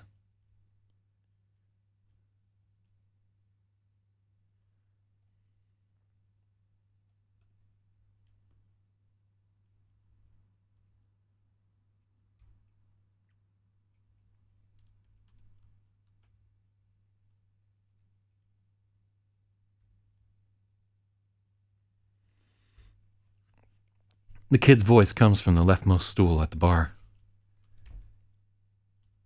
Even though he called him out, Lemon jumps in his skin.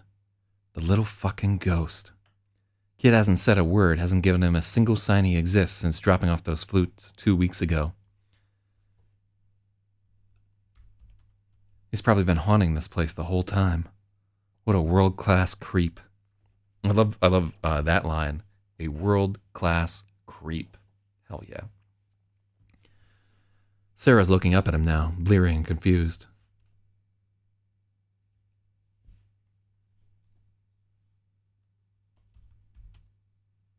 Drunk and confused. Not for the first time, Lemon wishes he could just snap his fingers and get all the alcohol out of someone's system in a flash.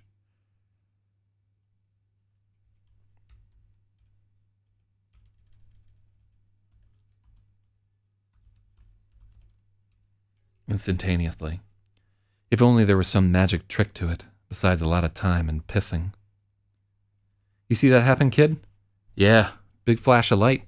You suck at flying.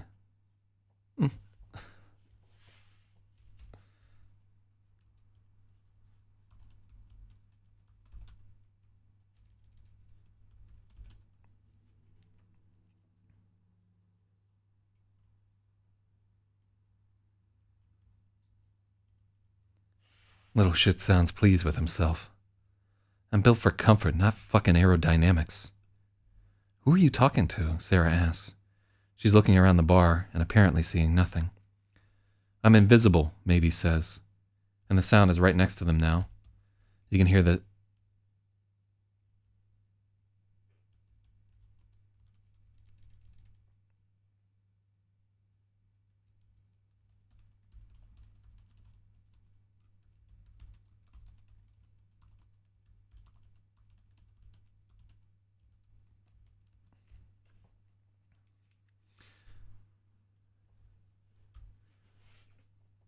I'm invisible, Maybe says, and the sound draws... Yeah.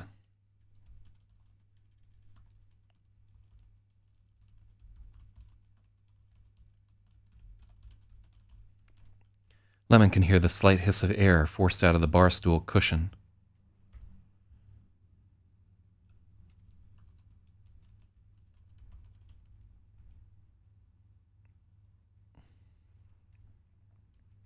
I'm invisible, Maybe says, his voice getting louder as he draws closer to them.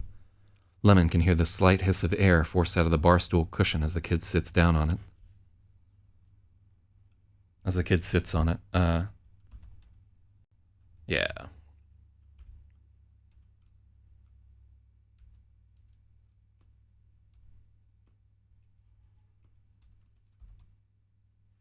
I guess I'm invisible in electrovision, too, if she really has it. There is definitely no taser. I'm drunk, Sarah says. I'm really, really drunk and seeing things. Well, not seeing, hearing, maybe says. Don't try and touch me, though. I don't want what you gave Lemon.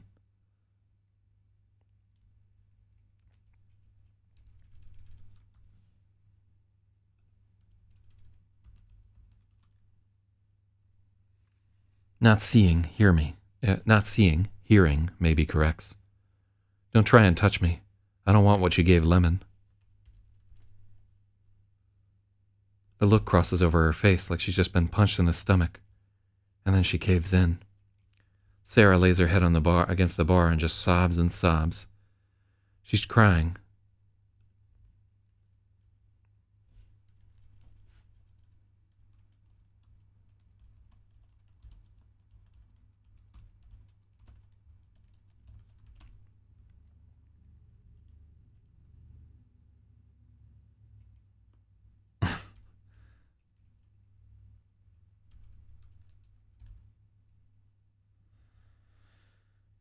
So we don't have an H in her name?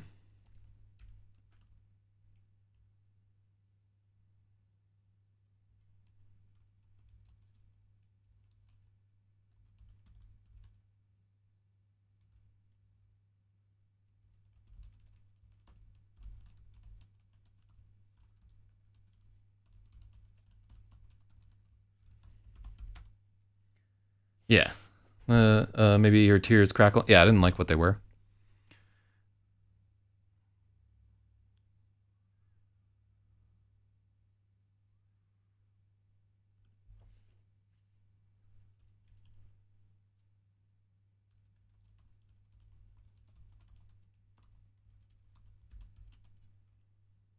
Her tears make a crackling sound as they run down her cheeks.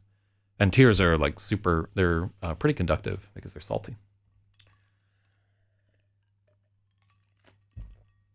Scientifically, it doesn't make any fucking sense for like her tears to like crackle as they're running down her face. I just like the note.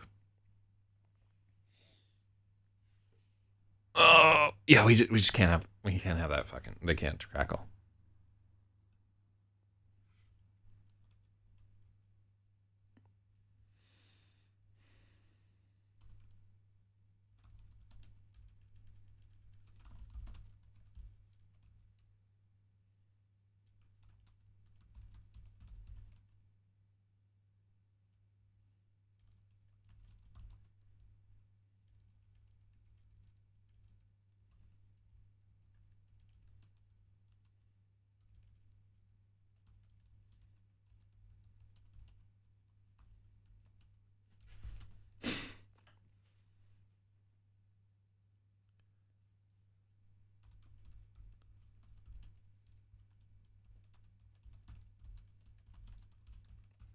Okay, cool. Yeah, so yeah, it just doesn't make sense because like tears coming out of her would already have like whatever charge she possesses. So it doesn't make sense that they would just crackle. So the crackling there would be like against the it doesn't track. So yeah. I thought it was a cool notion for like but I think the physics of it are just nonsense.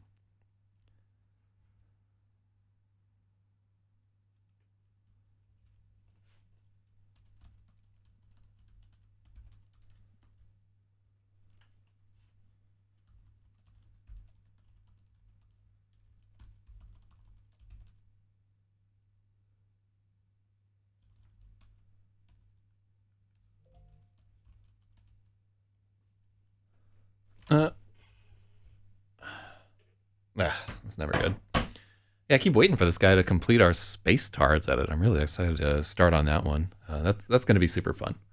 I can't wait to run through his edits, and then you'll see me be really aghast at some of the, like, what the you know, it really is an emotional experience reacting to somebody's edits. And usually they're right too. So I'll tell you the thing about me, like usually editors are right, but for sometimes, like even for like a month or two, I'll be like, nah, it's not fucking right. And you can see it in like little form on the stream where somebody's like, you should do this thing. I'm like, no, you're not right. And then I think about it and I'm like, oh yeah, you're right. hopefully I don't need like a month to reconcile with those changes.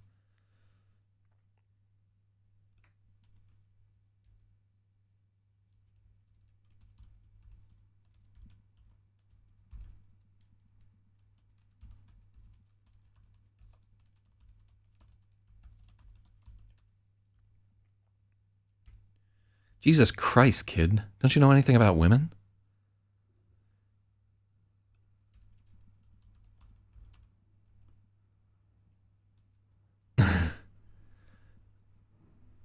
Lemon groans. Dumb fuck that he is. He almost goes to pat her on the head again before he catches himself. Thank God she doesn't notice. No, Maybe almost shouts. How was I supposed to know she'd start crying? Lemon sighs and puts a hand against his brow, shaking his head in disgust. Kids sure are dumb.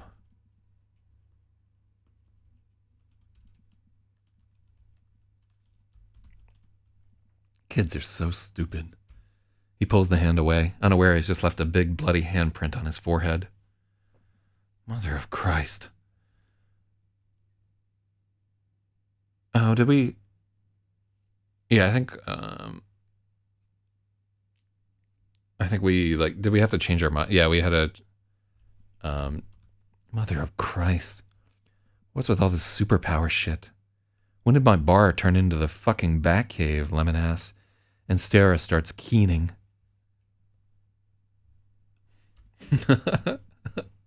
Sarah starts keening. Lemon and Maybe both cringe. She's got a real set of pipes on her, too, and it's a long and uncomfortable while before it dies down to just whimpering, broken up by snobs.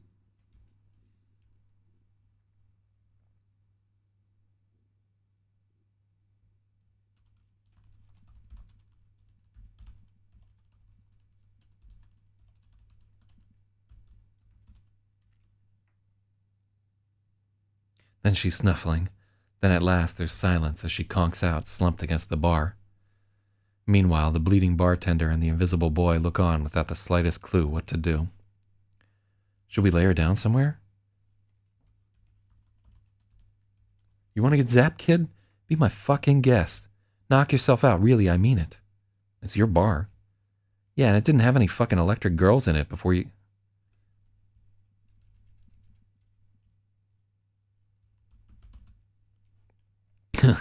Electrified. Yeah, and it didn't have any electrified girls in it before you started showing up. Sorry, Maybe says. And Lemon can hear in his voice that the kid is about to pull his disappearing act, maybe for good.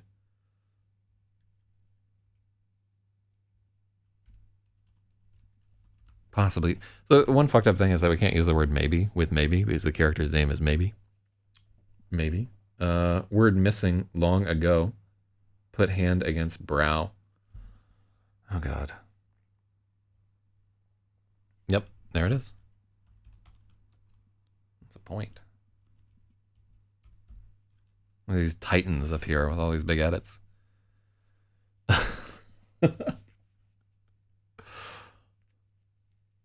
Sarah starts keening. Lemon and Maybe both...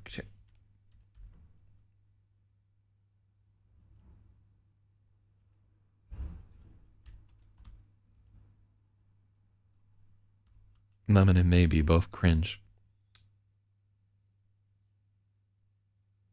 Now it puts a hand is against Rao.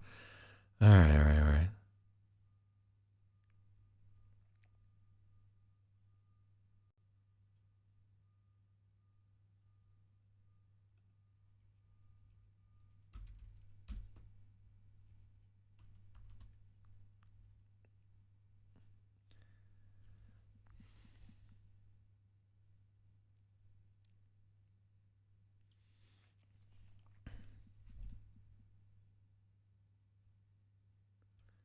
Kid is about to pull his disappearing act, possibly for good.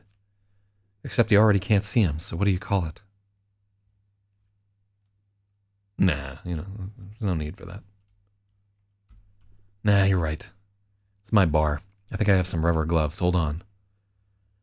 There are indeed a set of dusty latex rubber dishwashing gloves hidden way under the bar, still in their original packaging.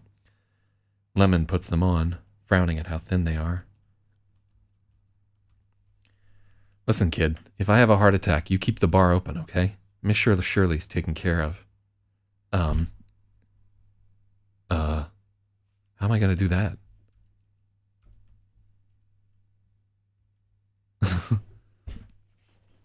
Figure something out. Tell everyone you're a poltergeist. Lemon's only half joking. The glove seems scant protection after the jolt he's just taken. There's a sleeping bag on the back. I can't remember where. I sleep here sometimes when Shirley's pissed. Can you go get it? No answer.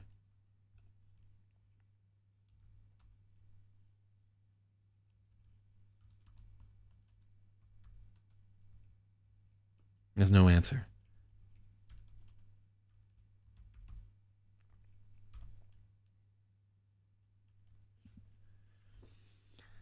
There's no answer. Lemon can't even hear the kid's footsteps. This red thing on top of the fuck machine? The kid hollers from the back.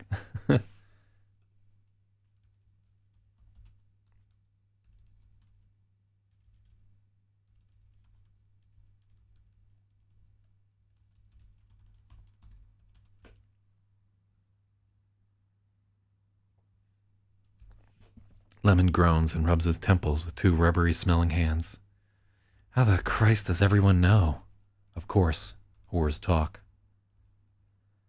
Yeah, bring it in here, lay it out for her, Lemon says, psyching himself up. The sleeping bag floats across the room and unrolls itself, a neat trick. Lemon clamps his jaw so he can't bite his tongue and grabs Sarah under the arms. Grabs Sarah under her arms, then plops her under the unrolled bag.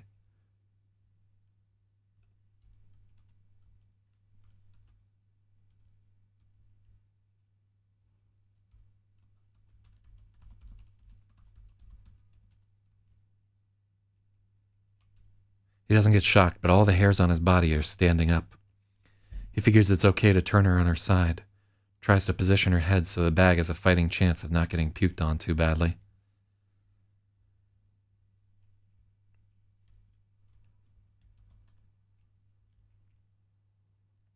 Lemon doesn't want to clean up all the glass and shit now.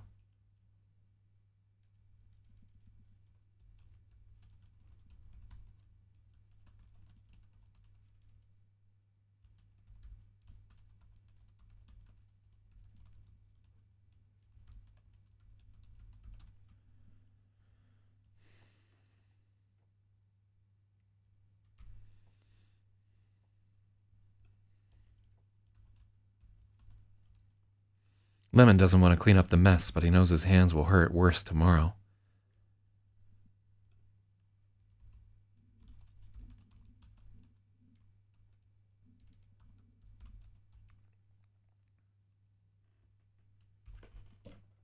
Okay, Lemon doesn't want to clean up the mess, but he knows his hands will hurt worse tomorrow. He starts sweeping up shards, hoping the girl actually has the scratch to pay for this shit.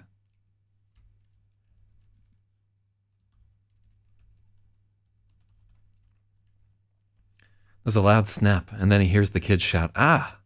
He swivels his head, but of course there's nothing there. She shocked me.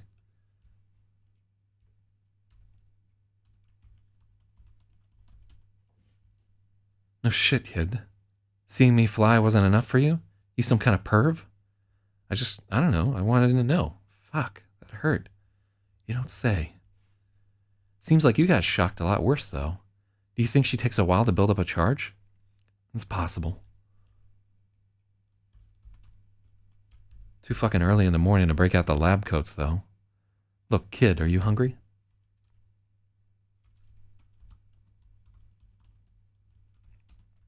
You hungry, kid? Yeah.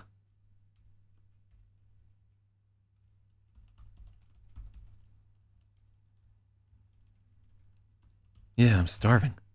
Let's go to Leonard's. I can get a booth way in the back. Ain't nobody gonna bat an eye if a fat fuck like me orders 2 steaks. Okay, Maybe says. He sounds pretty excited.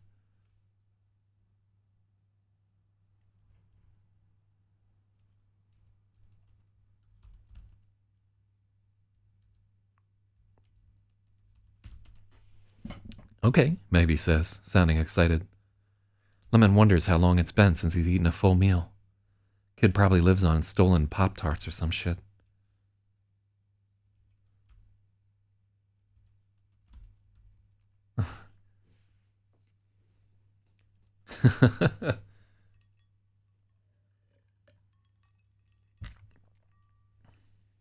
Kid probably lives on stolen Pop-Tarts and soda. By the time he locks up, Sarah's snoring like a bandsaw. Lemon puts a big glass of water and 4 aspirin in an empty shot glass within arm's reach. Nothing quite like a tequila hangover.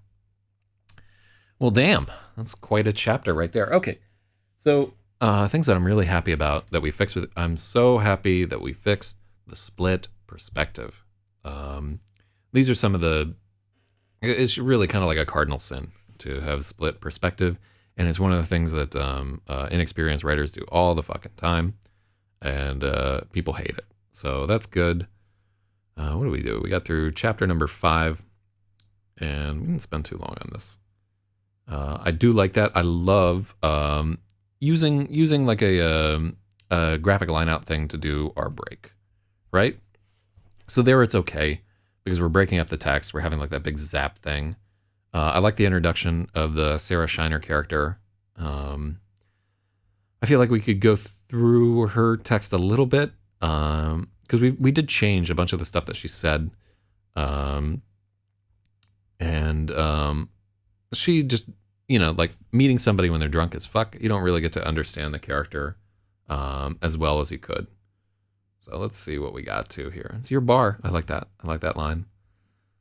I like the ice machine. I like that Maybe like touches her when she's like on the ground. He's like, how? Because he just like wanted to know. All right, so we got to about 3,000 words there. What do we got? We got to 2981.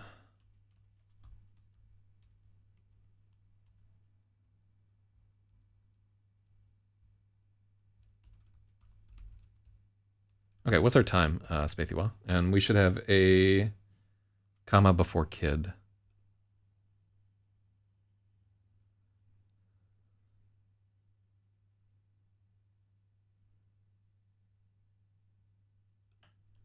Yeah, that does indeed need a comma.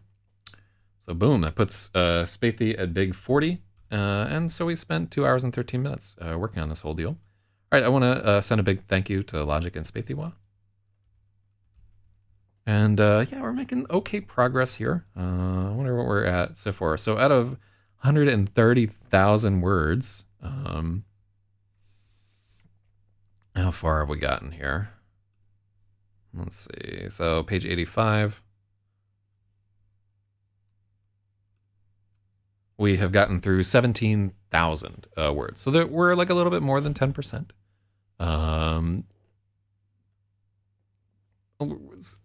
Time moves slow. Command Control G, 85. So what's going to happen in our next chapter? Chapter 6 is Alarm Will Sound in Chinatown. Okay, so this is going to be a Matthew scene. So he's just been booted out onto the streets, and we're going to see what goes down with that whole thing. And so this is a little bit of a time jump. Actually, hold on. This is happening at Chapter 2 happens at 3:33 a.m. and the other one is happening at like 3 a.m. So it's like 30 minutes later. And the timing kind of matters a little bit in this because like all these threads are meant to be interwoven with each other at some point and all consistent working through. All right. Well, we're 6 chapters in. We've done this before. We know that we can finish this whole thing. We just got to stay strong and keep working on it. All right. So everybody have a good day today. Keep the hood in your heart. Real talk.